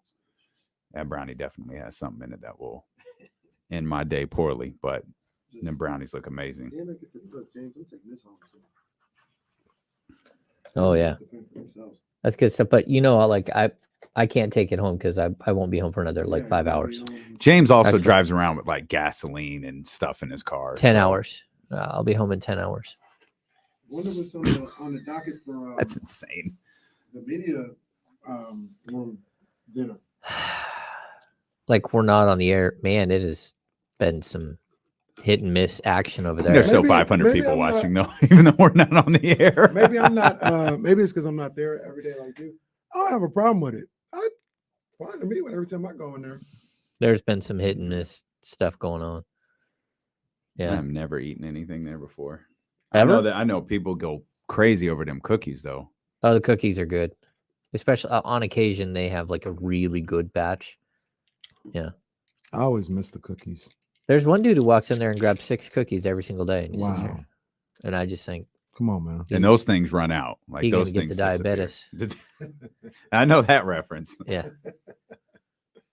Yeah. The cookies are fire. there. What's that guy's? Wilford Brimley? Is that his Wilford name? Brimley. Yeah. Yeah. That's a strong 80s reference right there. From Our House. You think people still naming their kids Wilfred, or is that done? Oh, I don't think that's like Walter. I think that's a name that's just done. I don't think it's a good one. Wilford and Walter. Yeah. My dad's name is Ralph, and I don't know. And actually, it's Ralph Walter. It's Is that right? And his last name, yeah. That's tremendous. D-Lo and KC brought to you by Sky River Casino. We hope to see you this Friday when we are looking live from 32 Brew Street inside Sky River Casino. You can watch the show. You could hang out with us while the tournament plays on over 70 TVs around us. Confirmed David Patrick's going to be there. Will Z is going to be there. I'm trying to talk to the individual in the studio with us to making that long trek from the gated lake all the way out to Elk Grove. I got a nice couch. If you need to afterwards, you can pull up, spend a night, rest, whatever you got to do. I got you. James going ham on St. Patrick's Day. It's not exactly an Uber ride away from my house. It's not. It's absolutely not. Real quick, speaking of, because we're not going to talk about, we're probably Kings for the rest of the day. Sacramento got a hell of a draw with the teams they got here. I mean, when you talk about energy, when you talk about fan bases, UCLA is obviously going to be in the house. Arizona may be the best traveling fan base in college basketball on the West Coast. Northwestern is going to be in the building for sure. And I think Boise State's going to show up too. It's going to be, and then that's aside from people like myself who just want to go and watch. It's going to be an electric atmosphere at the Golden One Center Thursday and Saturday. I cannot wait. So wait, it's UCLA and Arizona? Right? Yeah, they're going to be there. Now, they'll never play each other because they're on different sides of the bracket. But UCLA's playing UNC Asheville, and I think the winner of that plays Boise State, or forgot who Boise State's playing. But Utah State is here as well. Some good fan bases is the moral of the story, and they're gonna show up at the Golden One Center. It'll be they got a nice little luck of the draw there. Yeah, it should be exciting. Shout out to my wife's bestie, Kristen. Her daughter goes to Arizona. She went to UCLA, so they'll probably. That's fun. Yeah. That's fun for sure.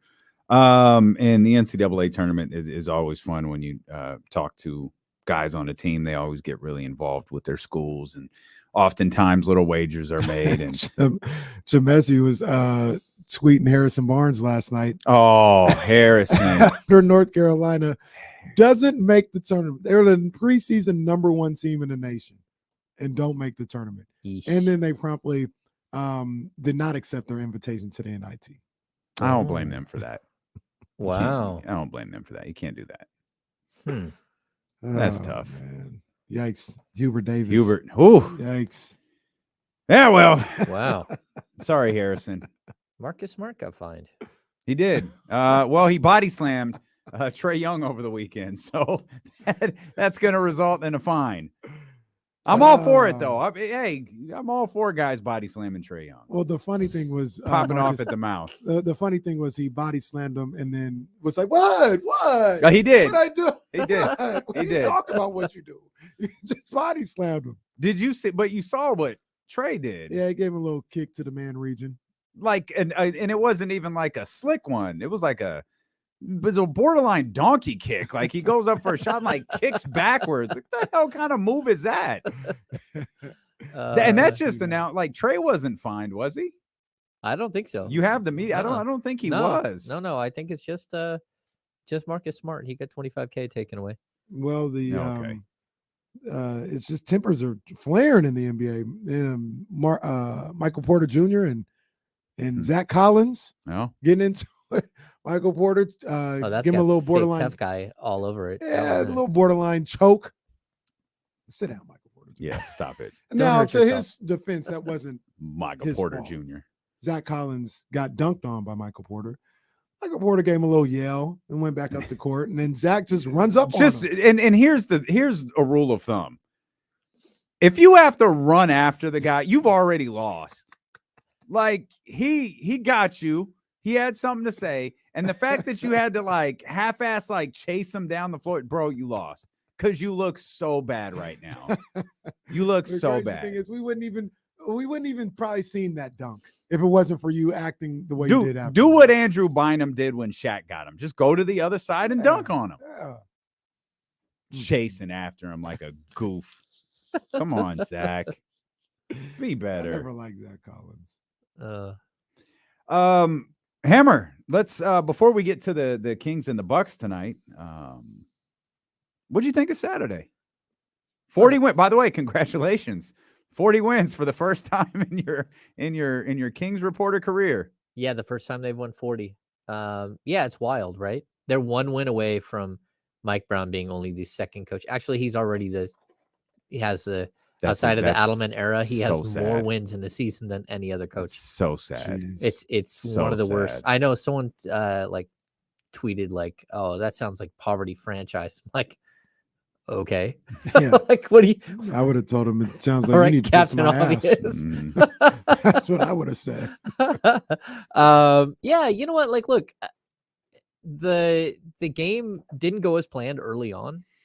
They made adjustments. I mean, I thought that like in the first quarter they were down 17-6. It looked bad. Yeah. They came out missing shots and they weren't getting to the rim, and that crowd was behind Phoenix. They were active.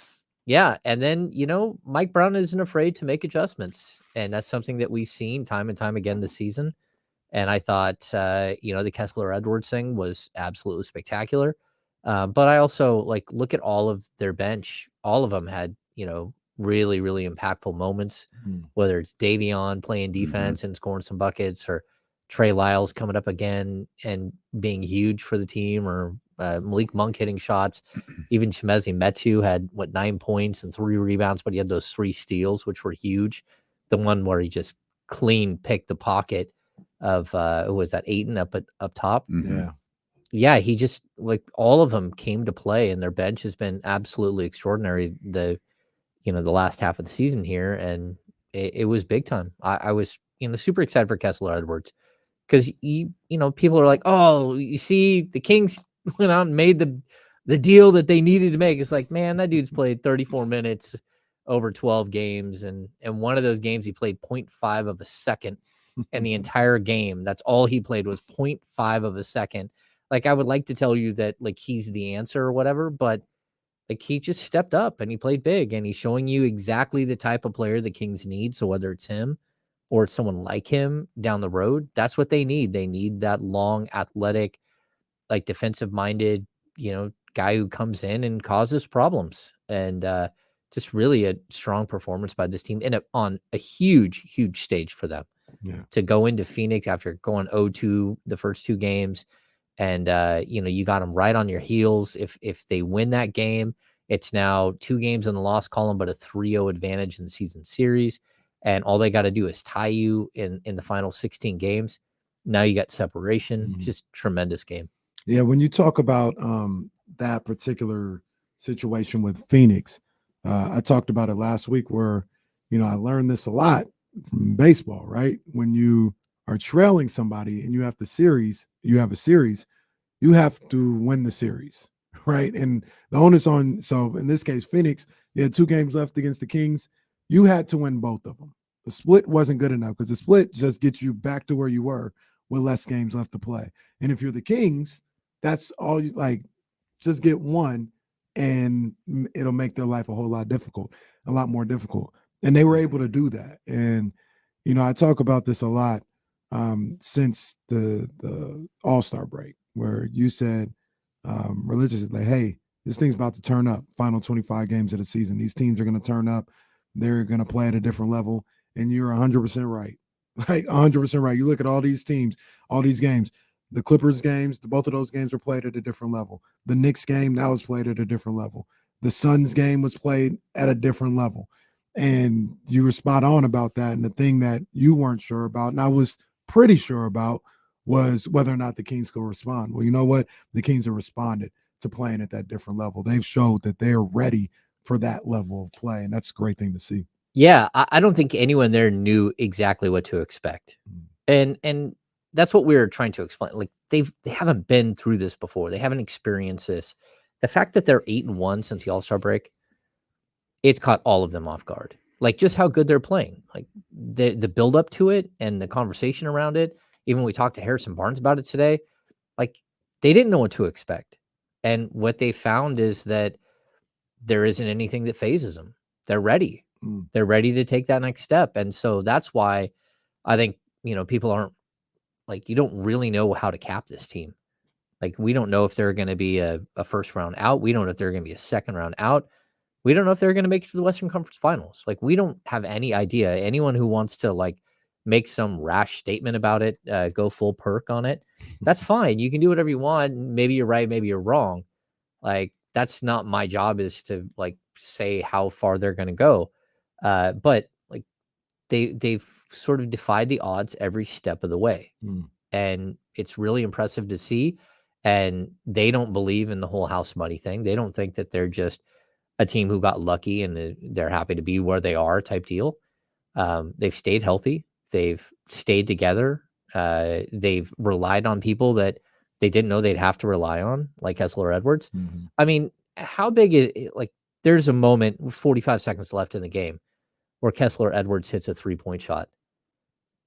Like, it doesn't matter that Kessler Edwards is a guy who hit it. It's that one of his teammates trusted him in that moment to pass him the ball. Holy cow. That is a moment where a team becomes a team, where a player feels welcome, where he now feels like he's part of something.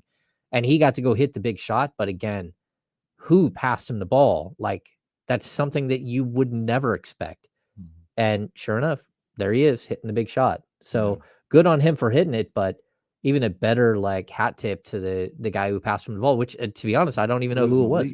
That was, I don't want to say that was a crazy thing about it, but Malik just doing what needs to be done to win games. Yeah. Be a playmaker. I'm gonna make the extra pass. I'm a scorer here. I got 18 points. I've had some big threes in this fourth quarter, but the play right now is to hit the open guy, and it's Kessler Edwards. I'm gonna make the pass to hit the open guy, and it's just more about what you talking about. Like, these guys are a team. It's not about credit. It's not about who gets all the accolades. It's about winning, man. That's the thing that matters most to this group. It's about winning. That's all they want to do is win. It doesn't matter who gets the credit. They just want to win.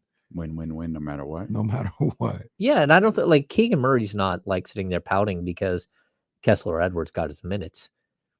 He's not. Like, they're all on board here. Terrence Davis isn't pouting that he barely played or didn't play at all. He didn't play at all. I mean, there are going to be certain matchups that are bad, certain matchups that are really good. And when a guy like Kessler steps in and gives you something completely different, I think that's kind of the interesting thing. Mike Brown has a lot of different options. If you need scoring and, some 3-point shooting and some rebounding at the 4, you go with Trey Lyles. If you want to go up tempo, you slide Harrison Barnes over to the 4, go Kevin Huerter at the 3, you can go up tempo, or Terrence Davis. Like, he has all of these options that he can do. And everyone is a willing participant in what's happening. The only guy who doesn't get to play really is Alex Len. And I've talked to him. He's like, hey man, I'm fine. Like, do I want to play? Yeah, I want to play, but check still clears. Yeah. He's like, this is a good situation. This is a good group of guys. Like, I'm having a good time like everyone else is. Like, would I like to play? Sure. But and if my number's called, I've been doing the work to make sure I'm ready for it. But at the end of the day, if I don't play, like, I get it. I understand what's happening. And so the ego, the collective ego is together on this team. There isn't somebody who's stepping out and really causing a problem. And even if there was maybe some minor stuff like early and mid season where you felt like some guys weren't really happy or comfortable with their role, all of that's gone. They're all pulling one direction. And even, Mike Brown going off on De'Aaron Fox and Domas. De'Aaron was asked about it. And like, yeah, I've been more vocal. I get it. He's every step of the way. This is what the job is. You know, these guys are learning on the fly, and they're taking the constructive criticism, they're running with it, and they're getting better. And so kudos to Mike Brown for like not just having a holy cow, I can't believe this is happening and we're winning. Like, no. Like every single step of the way, he's got a game plan for how to push his team further. And that's interesting. Speaking specifically about Kessler, and we'll use Terrence Davis because Terrence has regularly played.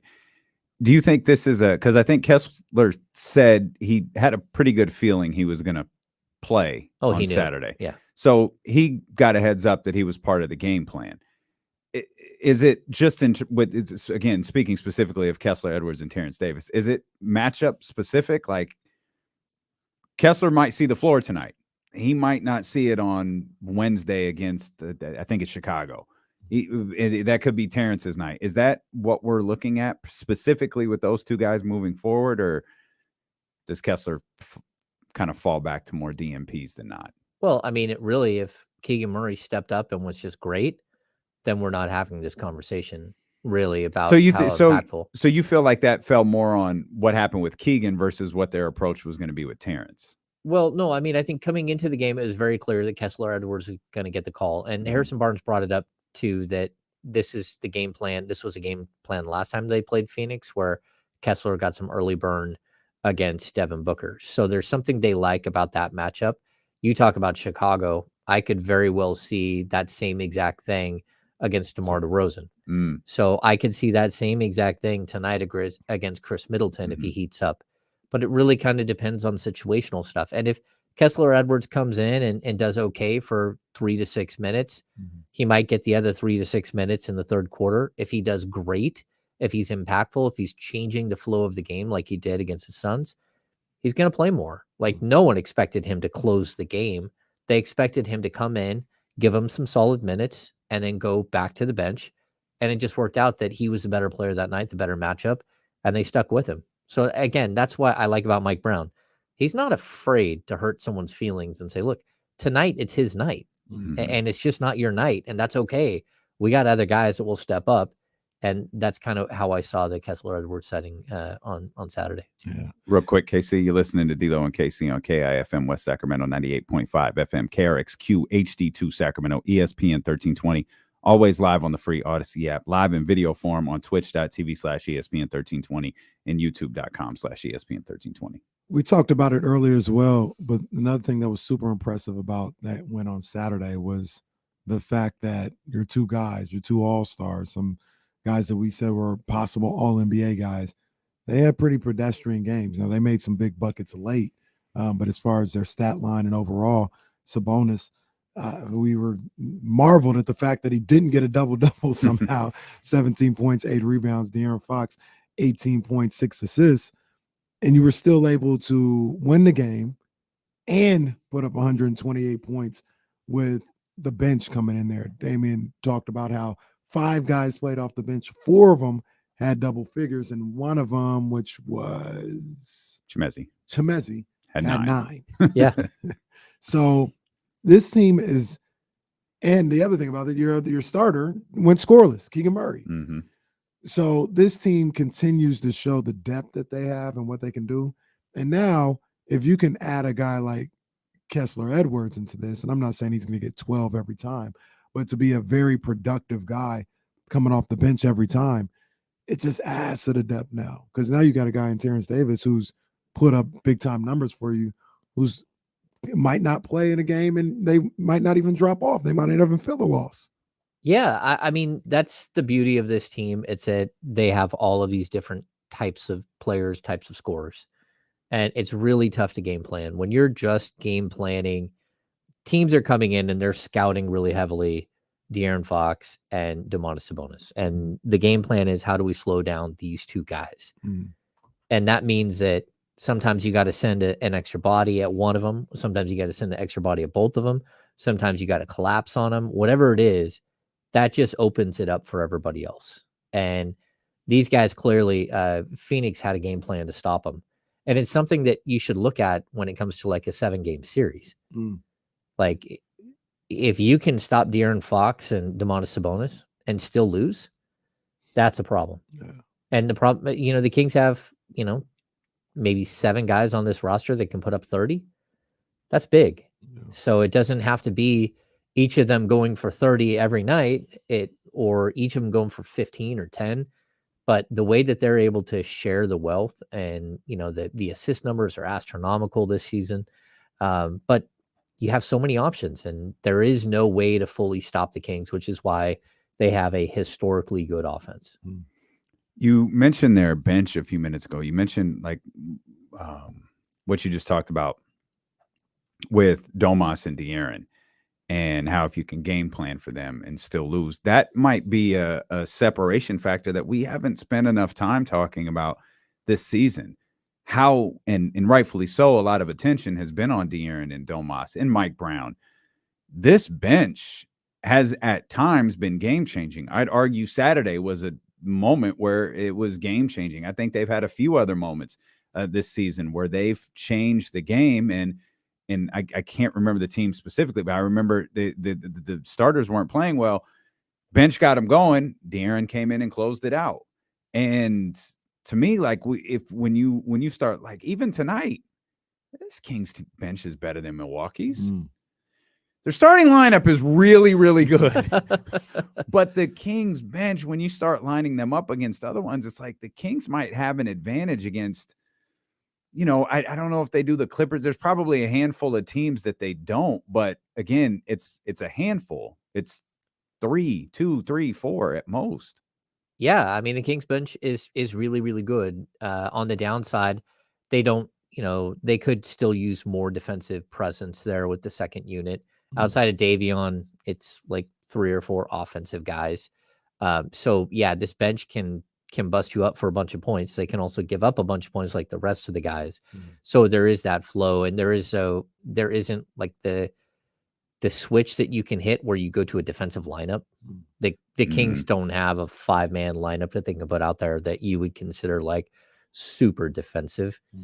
Maybe you can start peppering, a guard lineup of Davion and De'Aaron with Kessler and Harrison Barnes and Domas, but still you're not looking at that as like a grade A defensive squad. But what they're able to do is they're able to carry forward what their basic core principles are. Remember earlier in the season when we were talking about how as soon as Domas steps off the floor, we see this major dip. Well, somehow they figured that out. And kudos to a guy like Davion Mitchell, who has stood out probably the first 40 games of the season, and stood out as someone who wasn't in the flow of the offense ever. And then all of a sudden you don't even notice him. And that's the good thing. When you notice him, that's a problem. Now we're not noticing him, which means that he's cleaned up a lot of that stuff. There isn't the over dribbling. There isn't the pounding the rock. You're seeing Chimezie Metu come out and make the right plays, set the screens, get the ball to somebody else, play off of the guards better and the forwards better. Just overall, the movement's better. And it took that second unit longer to figure out than the first unit, but that's expected. The second unit doesn't have Domantas Sabonis, who's running the whole thing. And they don't have Fox, who his speed and quickness changes everything, collapses everything. And so like when you take those guys out and, they're staggering their minutes and all that stuff. But I really do think that the second unit is finally figuring out who they are and what their identity is. And again, you watching Trey Lyles. Trey Lyles is so good. Yeah. Like he's just walking out there and like, okay, I'm ready. Just go ahead and kick me the ball. I'm going to hit every 3. The confidence level that he has right now in his shot, it's just off the charts. You're watching him like develop and grow just like everyone else is. And it's really fun to watch. The other thing about that is we talk about Kessler Edwards, sometimes taking the place of Terrence Davis. Well, you even got a guy like Terrence Davis. I don't look at him as a negative on the defensive end. Say he's playing that day. He's a solid defender too. I think when you get into situations with him is, he's shorter than Kessler. So with, say Chris Middleton or something like that, you want a little more length.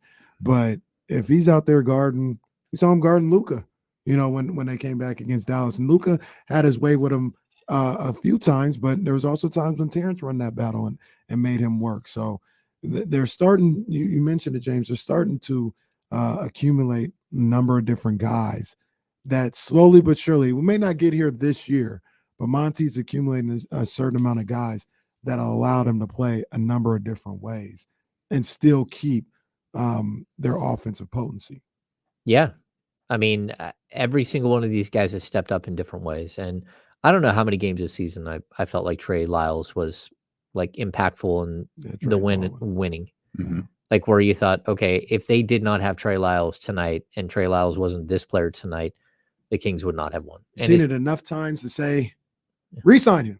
Yeah, it's probably like 8 games, maybe 9. But for like the 8th guy in your roster to be that impactful, that's pretty tremendous. A guy that like even has fallen out of the rotation. I mean, he's played 60 games, but he hasn't been hurt all season long. So he's down about 6 games off of. So he's had 6 DNPs.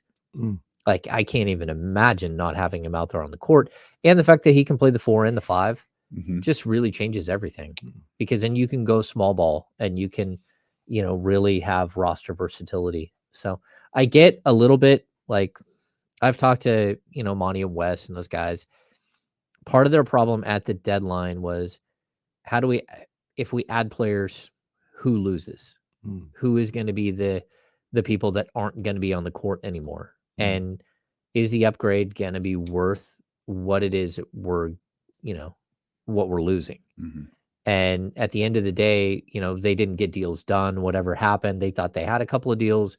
Whatever happened, they didn't. Nothing, materialized. But I think they were comfortable going into the second half with, what's really a minor upgrade in Kessler Edwards over KZ Okpala. And he's still like a guy who's on the bubble, but like they're going to face the same thing moving forward. Like, okay, if we're going to upgrade a position, how do we do it without either upsetting the apple cart or with, losing something that we already have. Yeah. And so it's going to be difficult for them to do. Yeah. James, I'm going to give you some stats, some numbers, and you have to tell me what the hell they mean, because I'm not sure I know. Okay. We know Keegan Murray was scoreless last night. It's the second time in 3 games. 3 games. I think it's 4, but we'll go 3 because you're sharper than I am at that. So we'll go regardless. Second time he's scoreless in recent memory. Kings are 9-0 when Keegan scores 20 or more. It's a tall ask, but 9-0 when he scores 20 or more. They're 13-5 when he scores between 11 and 15. I don't know what any of that means, because I feel like 20, especially with Domas and De'Aaron and even like Kevin Huerter, and the fact that we've made one mention of the fact that Harrison Barnes led the team with 19 points on Saturday. Like he can still get buckets for you. I feel like 20 is a tall ask for Keegan Murray. But 11 to 15 feels like the range that you would want Keegan in. And they have a really good record, 13-5, when he's able to do that.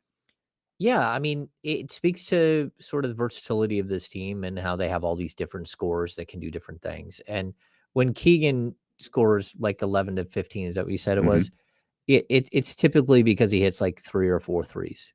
And that just tells you, like, if he's hitting 3 or 4 threes, this team is nearly impossible to beat. Like, and when he's scoring 20, that means he's hitting 5 or 6 threes, because he doesn't get a bunch of other shots. But if you got one guy hitting 5 or 6 threes, this team is nearly impossible to beat. If they hit 14 threes, what's their record? It's if they hit 12, it's Will Z. Yeah. Yeah. I mean, that's the thing, though. If you have Kevin Huerter, I would like to see what their win record is when Kevin Huerter hits 4 threes.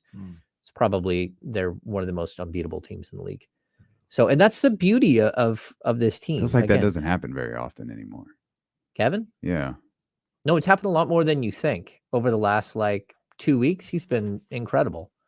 Like, I mean, there was a point where he was shooting like 57% again. Yeah.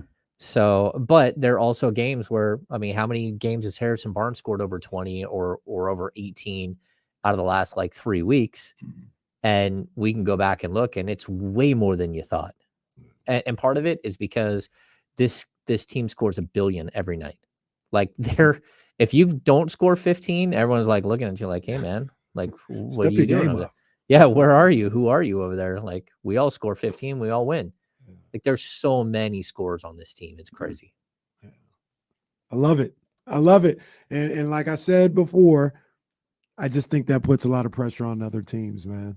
Like you're looking at Phoenix at the end of that game on Saturday.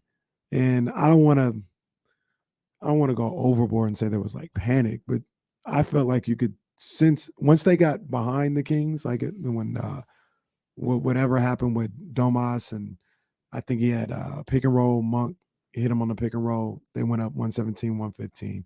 Then Fox hit him and they went up 119, 115. There was a sense of like, we have to, for Phoenix, we have to score right now. We have to score because they're scoring. They're scoring. You see the clutch offensive rating that they have. That's no joke. That's over 60-something games now at this point. Like they are dominant offensively in the clutch. And that just puts pressure on the other team on the offensive end to have to score.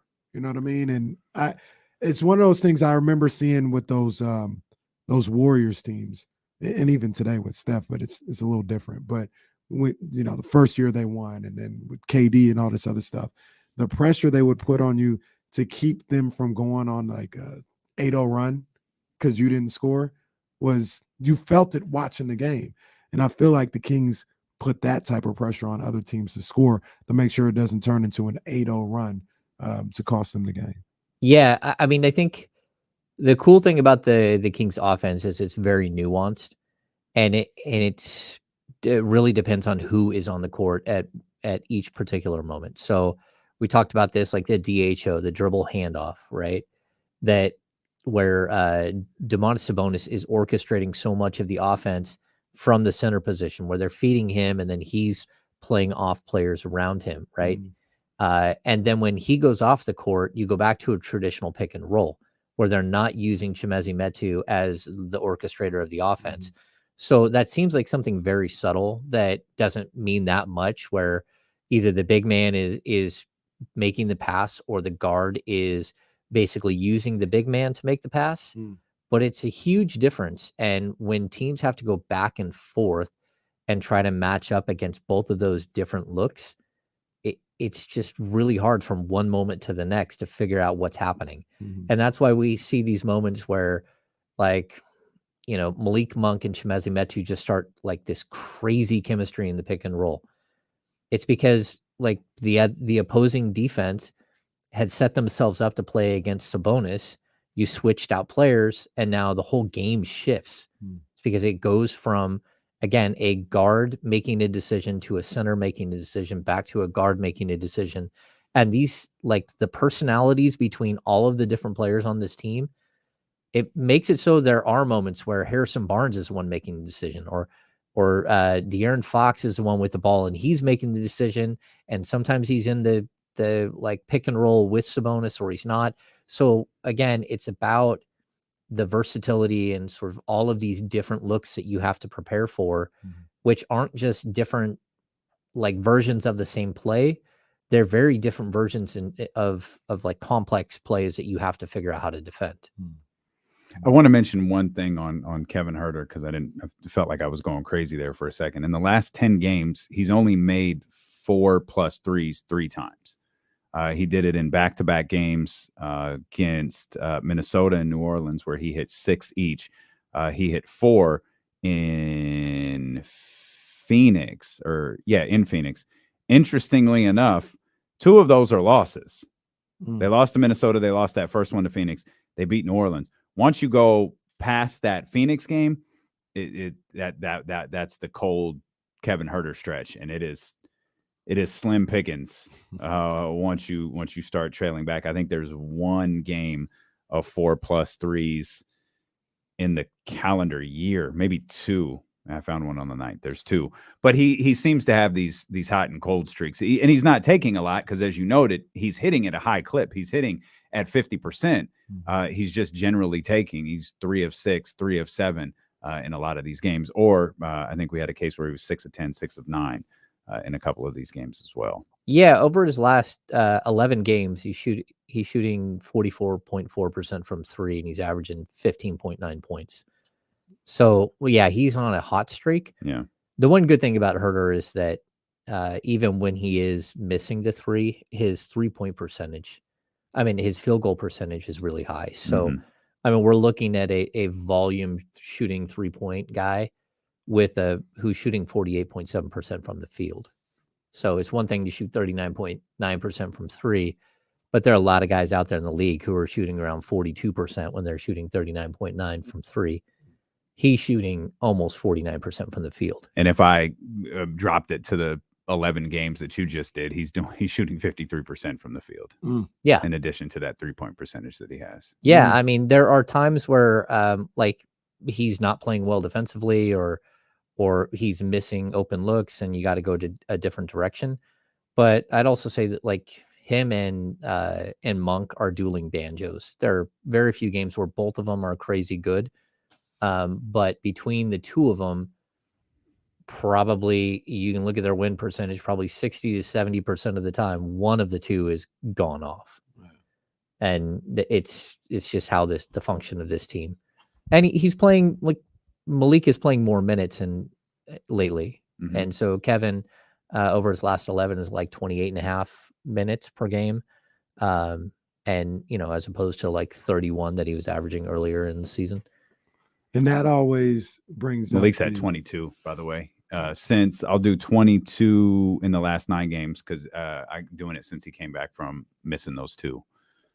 And that's the All-Star break. So since coming back from the All-Star break, Malik is averaging 22 minutes per game. Yeah, Harrison Barnes, he's been so good that people just forget about it. So over his last 6 games, he's averaging 18.7. He's shooting 36% from three, but 53.7% overall. And he's getting to the free throw line almost 6 times a game. So all of them bring some weird value. There's very few players on this roster that's what I bring to the show for Kenny is weird value. There you go. But you understand what I'm saying. There's very few players on this team that don't fit some sort of. Shoot, I'll take Malik's energy. I'll just give me Malik's vibe. That's what Malik brings. Just Malik's whole vibe works for the Sacramento Kings. It does. Yeah. Sean continues to say he thinks he's the most important player on the team. I don't fully agree. I don't disagree with. I there won't are fight times, him on it. Yeah, I would. It's not worth fighting over, but there's certainly moments where I'm like, it doesn't really matter if Malik's that impactful this game. The rest of the guys are that good, and they're doing what they're doing. The team really struggles without Fox. If you take Sabonis out of the rotation, this team is really, really gonna struggle. Harrison Barnes has played all 66 games. We have no idea what this team would look like without Harrison Barnes this season, but I don't think anyone wants to see what that feels like. Or next season. I don't want to know. Yeah. I don't want to know. I didn't mean to interrupt you. Sorry. No, I wasn't going to say anything other than when we see numbers like what you're talking about, or just not even numbers, just, man, it really feels like when Herter's on, Monk isn't on, and vice versa. You know what I mean? And it always makes people say, well, damn, what if they start clicking? What if they all start clicking together for a 10-game period? What does that look like? Or a 7-game series. 7-game series. Yeah. Versatility. You're not prepared for this team to win a playoff series, are you? You're not prepared for this team to go to the Western Conference Finals, are you, James? I have no idea where this team is going to go. I said it early in the season, when we do projections before the season starts, I was very clear. I thought that this was anywhere between 10 and 6. And they've outplayed that considerably. I did not think that they would have a chance at 50 wins. Now, look, James, you know me. We talked about it all year long. I've been the most optimistic media member that you can think of. I didn't see them being the second seed in the Western Conference. They have blown by, obviously, the most optimistic view that somebody would have had for them coming into the season, and it's great to see. But I didn't see this coming. No, I don't think. And if you did see it, I want to see your betting receipt. Show me where you had it. No, you talked to Kenny Caraway in December Kenny Caraway in December. Then things changed a little Kenny bit. Some people are a little late. Some people getting on board now. It's all right. It's all right. You're in the cheap part of the train. We're in the first class section where the food and the alcohol is. Y'all can ride in the table in front of. We have a table in front of our seat. Yeah, y'all in the don't. cheap part. Yeah. You can ride, but you're in the cheap part. Yeah. And don't act like you're there first either. Don't act like you forward thinking. We know what y'all out there doing. We see you. Just because Kendrick Perkins said something about the Kings, y'all want to get on board. Because JJ Redick said, sorry, guys. No. That ain't the day. We're going to come back.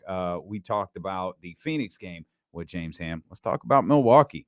Let's talk about this upcoming stretch of basketball. It's a difficult one for Sacramento, but that's what we said 4 games ago, and they've stepped to the challenge here, being 8-1 since the All-Star break. So we'll talk more Kings basketball with our 1320 Kings insider James Ham when we return here on D-Lo and KC, brought to you by Sky River Casino on Sacramento Sports Leader ESPN 1320. Sorry, guys. I'm watching this. I'm watching this video of Tyler Hero when he was in high school, and these guys are talking to Tyler, trying to get in his head. Tyler started busting their ass. It was him and Ty. Hero. Like they were the Mr. Basketballs and Ty Iowa. who? Halliburton. Oh, really? Oh, okay. Oh okay, yeah. okay. They're long time friends / competitors. Tyler Hero start busting these dudes' ass. I remember smacking them. the Chatty House had recommendations on me. I'm getting a new chair to podcast from. What do you guys got for me as far as what chair? Clearly, I'm getting something with arm rails because I don't ever want to have these two show up in my house and go, "Oh, your chair doesn't have arms." I feel like I've adjusted in life. I mean, haven't had them for so long, or just adjusted. I have to have some. I'm getting something new for my back, just to be able to get through. I see Herman Miller. Aldrin J. I can do a gaming chair, but I need it to be a tall, like more of a whatchamacallit, a drafting chair. Those gaming chairs are not comfortable. I don't know why people like them so much. Gaming chairs? Yeah, because I don't need all the speakers and the weird stuff put in there. Yeah, see, Costco, I need a chair, hopefully with like the bottom ring, if you guys know what I mean, like the ring that you can put your feet on. Like these things on these chairs. They all got them. Okay, so Herman Miller, I keep seeing this. I can't do a Lazy Boy. I did just get a Lazy Boy recliner though. Secret Lab is incredible. Okay. Alex said he's on his way. Gonna go to one center coming from San Francisco. I wish I could go tonight. This is a good game. What did Meg say? Herman Miller by far. Okay. Michael Gallery, how much do you want to spend? I'll spend what I have to spend. Damn, that's big money talk. I'm not spending like that's $2,000. Talk. Okay, Ham. But I talk that talk. I definitely I need to not. That's that talk. I need something that's gonna last for a long time because I'm hurting. Hey guys, look at this. The Action Network. It said the Raiders Super Bowl odds before signing Jimmy G was plus 3,000. After signing Jimmy G, it's now plus 600 or 6,000. Excuse me, messed up the joke like Chris Rock. So they went from plus 3,000 to plus 6,000 after signing Jimmy G. ESPN put out a tweet like with the same 4 offensive weapons like Jacobs, Adams, and those guys, and they had Jimmy G. How much dangerous is the offense going to be compared to last year? The same? Maybe a little worse? Wash, bro. Hey man, I'm gonna need you to stop disrespecting my boy Jimmy G. Well, in the 10 games that Jimmy plays this year, he's going to be very good. Hey, stop disrespecting my boy, man. Jimmy can play, man. Jimmy can play. They need to go get really, really tall wide receivers. They because he likes to throw high. Stidham moved on. I thought Yeah. you would just keep Stidham. Yeah. Hit the thumbs up while you're here. Please, please, please hit the thumbs up. Hit the subscribe button too if you're not a subscriber. Oh man, Kyron hit you with the $1 Million Man tweet. I'm rich and you're not. This is what James. You hear what James said? I didn't. They're asking me what kind of chair. And then somebody goes, "Well, James, how much are you going to spend?" And he goes, "Spend whatever I need to spend." I'm gonna spend what I need to spend on it. Damn, on a that's chair. that big Like, money talk. if I got to sit in a chair for 4 hours filling in for Kenny when he takes another vacation, leaves his family behind again, takes another vacation, I need a chair that can hold up and support my horrific back for as long as possible. I don't hate investing in a chair that you got to sit in forever. It's like a bed. People don't invest enough in their bed. Oh, yeah. You lay in that joint for 8 hours every single night. Invest in it. Yeah. My grandmother had what I called the $1 Million bed. She had one of those, moves up and down and stuff. I've got one of those. Mm-hmm. It's a that's lifesaver. really just the platform. That's not actually the. Yeah. Oh, you mean the mattress? Yeah. No, the mattress you got to invest in. Yeah, these guys saying I'm just gonna sit on a stack of money. No. Well, if it's comfortable. If it's comfortable. I just want a chair with armrests. That's all I want. Just some place to put my arms. Micro. I didn't hear a word you said. That's what James is looking for. Check for armrest, just in case we have to come up. Just to. Dealing with KC, brought to you by Sky River Casino. Sky's the limit at Sky River Casino. We'll be broadcasting live there on Friday. We hope that you can make it out. Sky River Casino is the place to play with over 2,000 of the newest slot machines and over 80 table games. Sky's the limit, baby. Get out there this Friday, St. Patrick's Day. Watch the tournament. Be a part of D-Lo and KC as we'll be broadcasting live. Our very first, nearly 3 years into this show, our very first live broadcast. Can't wait, man. I cannot wait. I am hyped up for this. Friday, St. Patrick's Day, NCAA tournament, D-Lo and KC. Can't wait. Kings play the Nets the night before, too. I need a W. Yeah, Kings Nets play, out Kings here. play the Nets. Nets out here making moves. I I'm tried going to keep saying it. Your boy did it again yesterday. Because he's good. Tried to tell y'all he was good. Michael Bridges out there hooping. Spencer Dinwiddie. That's going to be. That was a good trade. I mean, as good as it can be. That's probably the most useful thing Sean Marks has ever done. No, good for Sean Marks. He finally did something useful. He did. Hey, you gonna drop $5 into one of the slot machines on Friday? You know what's funny about that? You know how I feel about gambling. I'll throw money away. Lord knows I've done it a time or two, but I refuse to throw it away on gambling. That place is so nice. Like the machines are so new and they're so nice. You just want to go play at it. So the chances of me losing money on Friday are probably high. I'm going to the blackjack table at some point. Yeah. Cool. Okay. That sound clink, clink, clink, clink. I think clink, clink, clink. I think D-Lo KC in the chatty house roaming around Sky River Casino at 4:00. Oh yeah. Oh yeah. That'll be My aunt, something. she's big on the craps tables. She tried to they have one over there. They play a little different than normal, but I can't I'm not into the craps. Okay. I may play though. I like craps. Yeah. Yeah. I don't know, man. I don't know. I don't care. I might play. What's roulette where you just you can say you could just pick black or red and you can win that way? Always bet on black. I always bet on black. Passenger 57. That's what Wesley Snipes said. Yeah. Yes, indeed. That was Wesley Snipes pre-problems. He was one of the hottest actors in the game back then. Right before Theo Huxtable flies out the plane. Theo. Malcolm Jamar Warner does he does have a rough end of that. Yeah. Kings and Bucks tonight.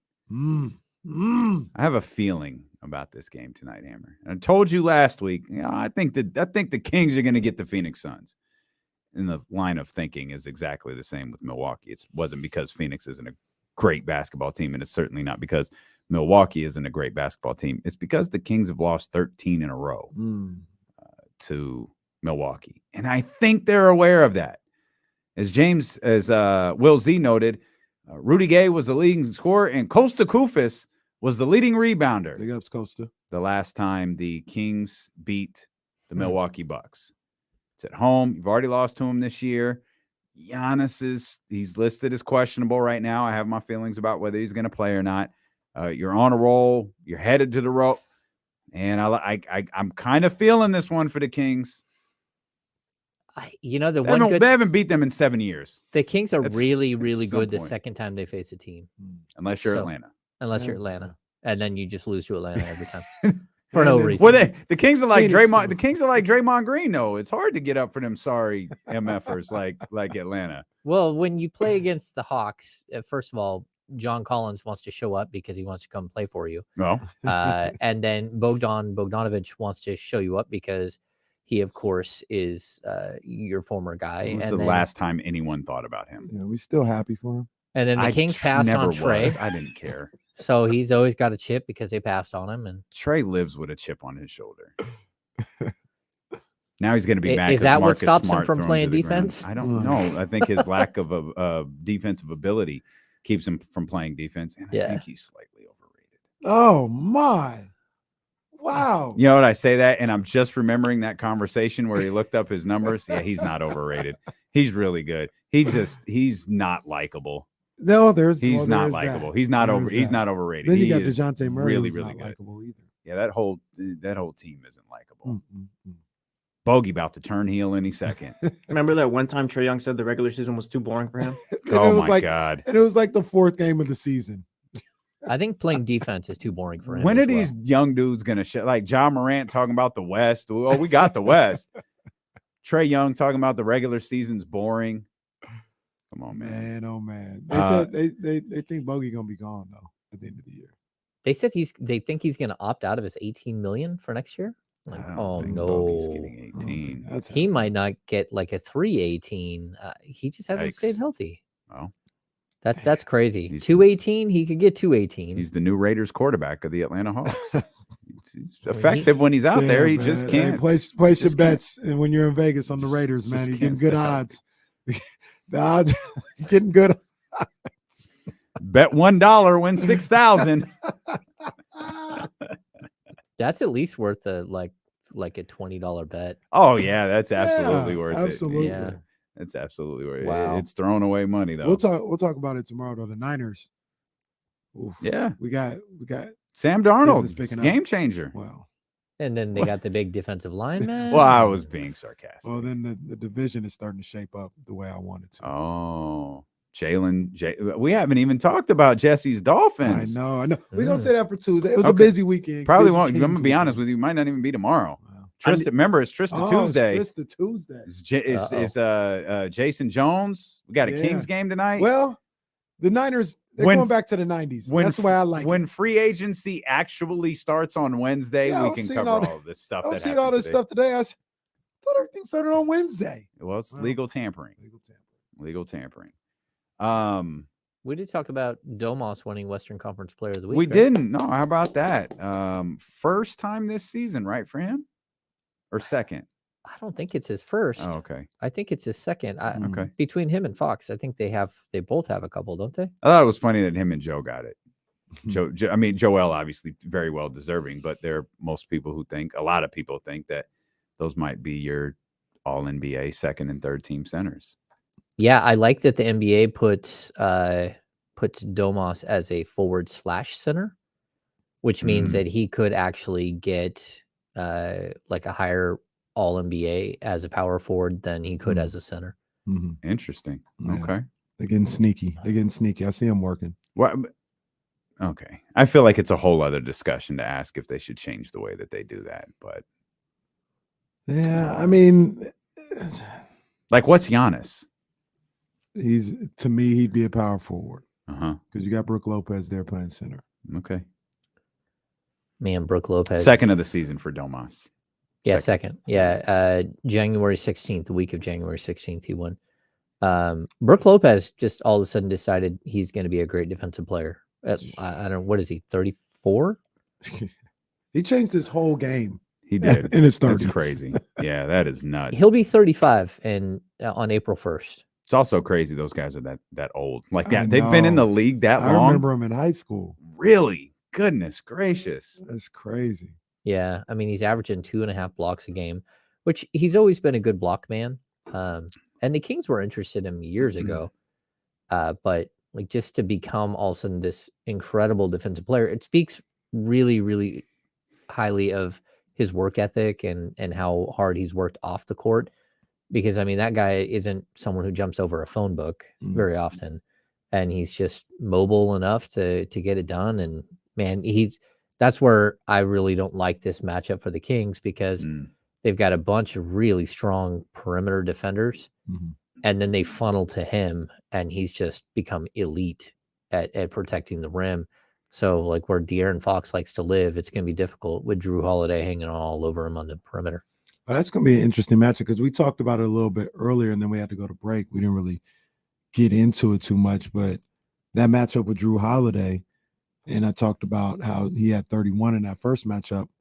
Well, I don't know what the criteria is. I don't know who else will be in the candidate be a candidate for it, but I said De'Aaron Fox should possibly get some look at being all defensive team, maybe second team for a point guard. And I think Doug Christie would cry if that happened. Like Doug has been trying to manifest that for years, like dating back to Radio Doug. Is that off though? I mean, we see him every day, we see him every night, and I think he's been really good on the defensive end. And I pointed out that one time when they played Dallas or something was going on, and I think it was after the Clippers game, and I pointed out to all these games. Yeah. At the end of the games, who's the one guarding the other team's best player? And none of them are guarding De'Aaron. De'Aaron's guarding Paul George, Trae Young. It was Dallas too, because he had Luka. He had in Kyrie. the Dallas game. He was guarding Kyrie when they was going back and forth. And who was guarding Fox? Josh Green and Norman Powell. I don't know exactly who it was, but it wasn't Paul them. George. It wasn't him. And he takes a challenge. He did it the other night when he picked Chris Paul and kind of turned his water off in the fourth quarter.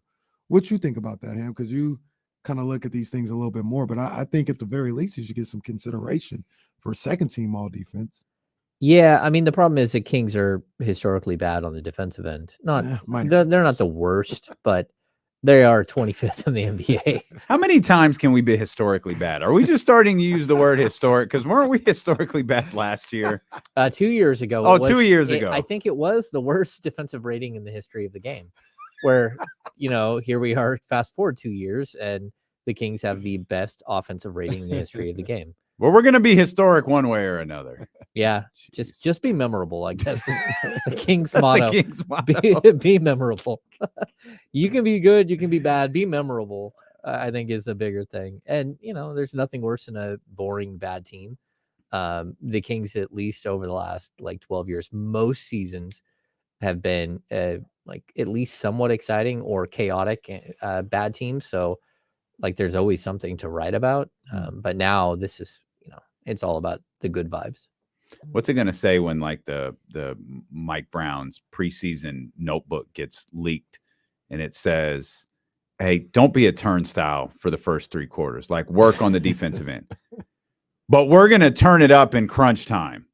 That's when we're turning it up. When we're in those clutch minutes, that's when we turn the defense up. And then everyone's going to say Mike Brown is a genius because his team was in fact terrible defensively for 3 quarters, but a top 10 defense when it came to clutch time. Yeah, they are good in the clutch. I mean, both sides of the court, but the game does slow down. That's something Fox talked about recently. It's in the fourth quarter, the game slows down a lot and it becomes more of a half court game. And the Kings can beat you in transition. They can beat you in an up-tempo style. They can also beat you in a slow down half court battle. And I think, again, we speak about the versatility of the offense all the time. But they, this is a team that you think would be the fastest team in the league. They're 9th in the league in pace. They just aren't. What they're really good at is 2-point field goal percentage, which they've led the league the entire season. And then they're really good, their true shooting numbers off the charts. Their effective field goal is off the charts. And so while they're a good 3-point shooting team, and that's where we see the blow up games where they're scoring like 1 million points. It's that they're so good at getting the 2-point basket. And, if you're shooting 60% from two, that's 1.2 points per possession. And everyone else is shooting, 45%, that's 0.9. That means you're picking up 0.3 points every single possession. It's tough to beat you.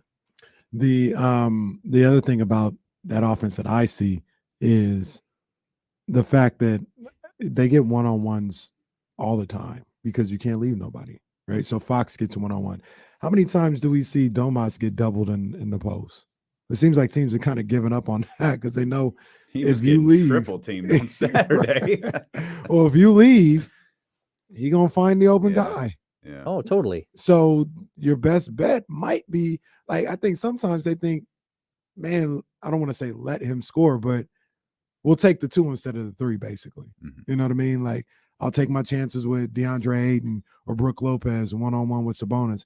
He may get 25 on him, but if Kevin Huerter's got 3 threes and Monk is getting 3 threes off our double teams, like we have no chance. And that's just what adds this offense, man. They get one-on-ones everywhere. Fox goes one-on-one. You try to double him, all right, you're going to make the right pass, hit Monk, who hits Kessler Edwards, 3, ball game. Like, the construction of the roster by Monty McNair, once again, executive of the year, I mean, it seems so simple, but he actually went out and did exactly what Sabonis and Fox needed to be their maximum selves. Yeah, I mean, this team is shooting 59.2% from 2. And they're second in the league in field goal percentage overall at 50%. They're 4th in the league in assists. I mean, all of these numbers are just like, they average 27.1 assists per game. So that's crazy. But the 2-point field goal percentage is just.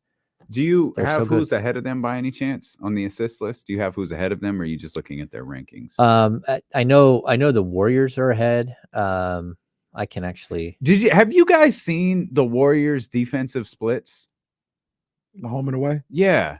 I think I saw it over the weekend. It's insane. Isn't it like 120 on the road and like 110 points per game or something like that? So it's something along the lines of like the 27th worst defense and away, and like the 4th at home. They're so bad on the road. It's how does that's insane. It makes no sense. No, none of their stats make any sense. They're home and road. I mean, the fact they can't win at all on the road. And the Kings have the best road record in the Western Conference. They have one of the best road records in the NBA. Top 4. I think it's the top. I think it's the top 3 Eastern Conference teams, and then the Kings. Yeah, I'll confirm that right now, but I'm pretty sure that's what it is. I think they have the 3rd best. They're 19-13. Oh no. Yeah, Philadelphia is 19-12. So yeah. It's Milwaukee. It's actually Boston has the best, Milwaukee 2nd, Philly, and then Sacramento. Man, Warriors are 7-26 on the road. That's crazy. They're in the company of Houston and San Antonio. I don't think in Detroit. I don't think they've gotten a road win since I asked you, will they get 10? They haven't. They haven't won since that was moment. Like 3 weeks ago. They have not won since you asked that question. Not one single road game since you asked that question. They have 8 more road games still. Wow. That's not good. That's not good for them. Well, for them. I mean, the Kings are final 8 on the road. Well, everyone keeps pointing out one's at Houston. Like literally everyone points that out. Anthony Slater brought it up. Well, I know they got one in Houston. So you're in bad shape if that's all you can go to. Look, the Kings may have nothing to play for. Yo, they're at LA, at Atlanta, at Memphis, at Houston, at Dallas. They might lose that Houston game. They might lose against Houston. And when they play the Kings, like I said, they might not have nothing to play for. By the way, they might be able to get the Kings because Kings might have 2 seeds. Yeah, it'd be road win 8. Phoenix, LA, Atlanta, Memphis, how many games is this? 1, 2, 3, 4, 5, 6, 7, 8, 9. It's 10. 9 of their next 10 games, if you count NBA TV, are on national television. The one that's not is Houston. And 3 of those are ESPN. 1 is TNT. Oh my gosh! Wow. Hey, I get it. It's Steph. Steph is still must see TV. They were on the 2 screens at the crib, and what he did in that fourth quarter. Yeah. To save the Warriors. That's why I wouldn't want the Kings to play the Warriors. Is because of that dude and what he. They had no business winning that game. He can beat you by himself. Steph? He's one of like 4 players in the league who can beat you by themselves. Yeah.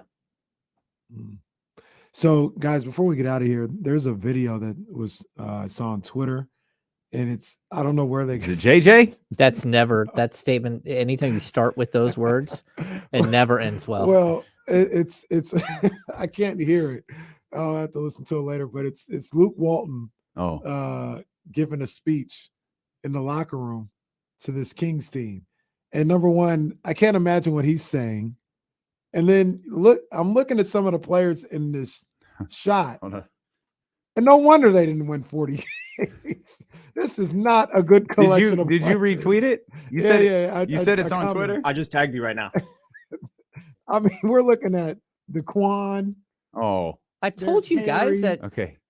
There's who's my what's my man's name? The lefty. I think we got time to pull this off. Is it clean? It's clean? Okay. Yeah, it's on I don't know if it's clean. We have time. Oh, okay. And they're on TNT. I don't know how they got on TNT.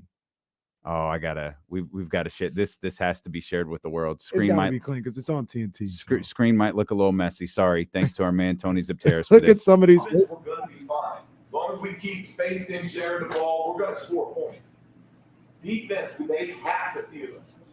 And not just tonight. They have to feel us every single time we step on the court. And tonight's a great opportunity because it's a good offensive team. They play with spacing. They have shooting. Let's not waste this opportunity. There's like half the players in that shot aren't in the league anymore. I'm motivated. Let's go. I'm ready to do another 4 hours. I told you guys how tough it is, like if you're really being objective, to look at the Luke Walton era and judge, like, look at the team he opened. Monty McNair's first season. That was like 2 years ago too. Cow. That wasn't like looking back 9 years ago. That was like 2 years ago. More Kings talk, more James Ham. We got it for you if you're on ESPN 1320 or the Odyssey app. Don't go anywhere. We'll run it back next here on Sacramento Sports Leader ESPN 1320. Go Kings! So weird to end the show, but not really end it. Don't go in. Don't go anywhere. Bays. Yeah. Oh, man. Let's go Kings. That's wild. Be 9-1. They get it tonight, 9-1. Boy. You guys are convinced? I'm not. I'm not convinced. I just think they're going to I'm being optimistic. Bucks media info, still nothing. I've been looking all day. Somebody said Ingles is out. Yeah, Jingles is out for sure. Can we get a couple more thumbs up? We're approaching 400. I know we'll blow past that in the for the later viewers, but if you could hit the thumbs up right now, that would be awesome. Let's see. From Will Z, Sabonis won Player of the Week for the second time this season. Him and Fox are the first set of Kings teammates to win the award in the same year since 2004-2005 when Mike Bibby and Brad Miller did it. It's the first time in franchise history that Kings players have won 3 times in a season. It's from Will Z. You know, Fox has had like a little stack of not great games. After the 30-point run, he went to 25, and then the last couple have been a bit of a grind. And Sabonis is over 19 is at 19 points a game. Like the 18.9 barrier had like held him back. I didn't think Fox shot a lot on Saturday. He was 8 of 22. Damn. Yeah, he shot a I lot. didn't feel like he shot a lot. Yeah. He just didn't make a lot. He had 23 versus the Knicks, shot 50% in that one. Yeah. Didn't play versus the Pelicans. We're just starting to, expect something different from him, I guess. Hey, Chatty House, you guys want to put our money together? Get $2 million. Buy the Bagley estate.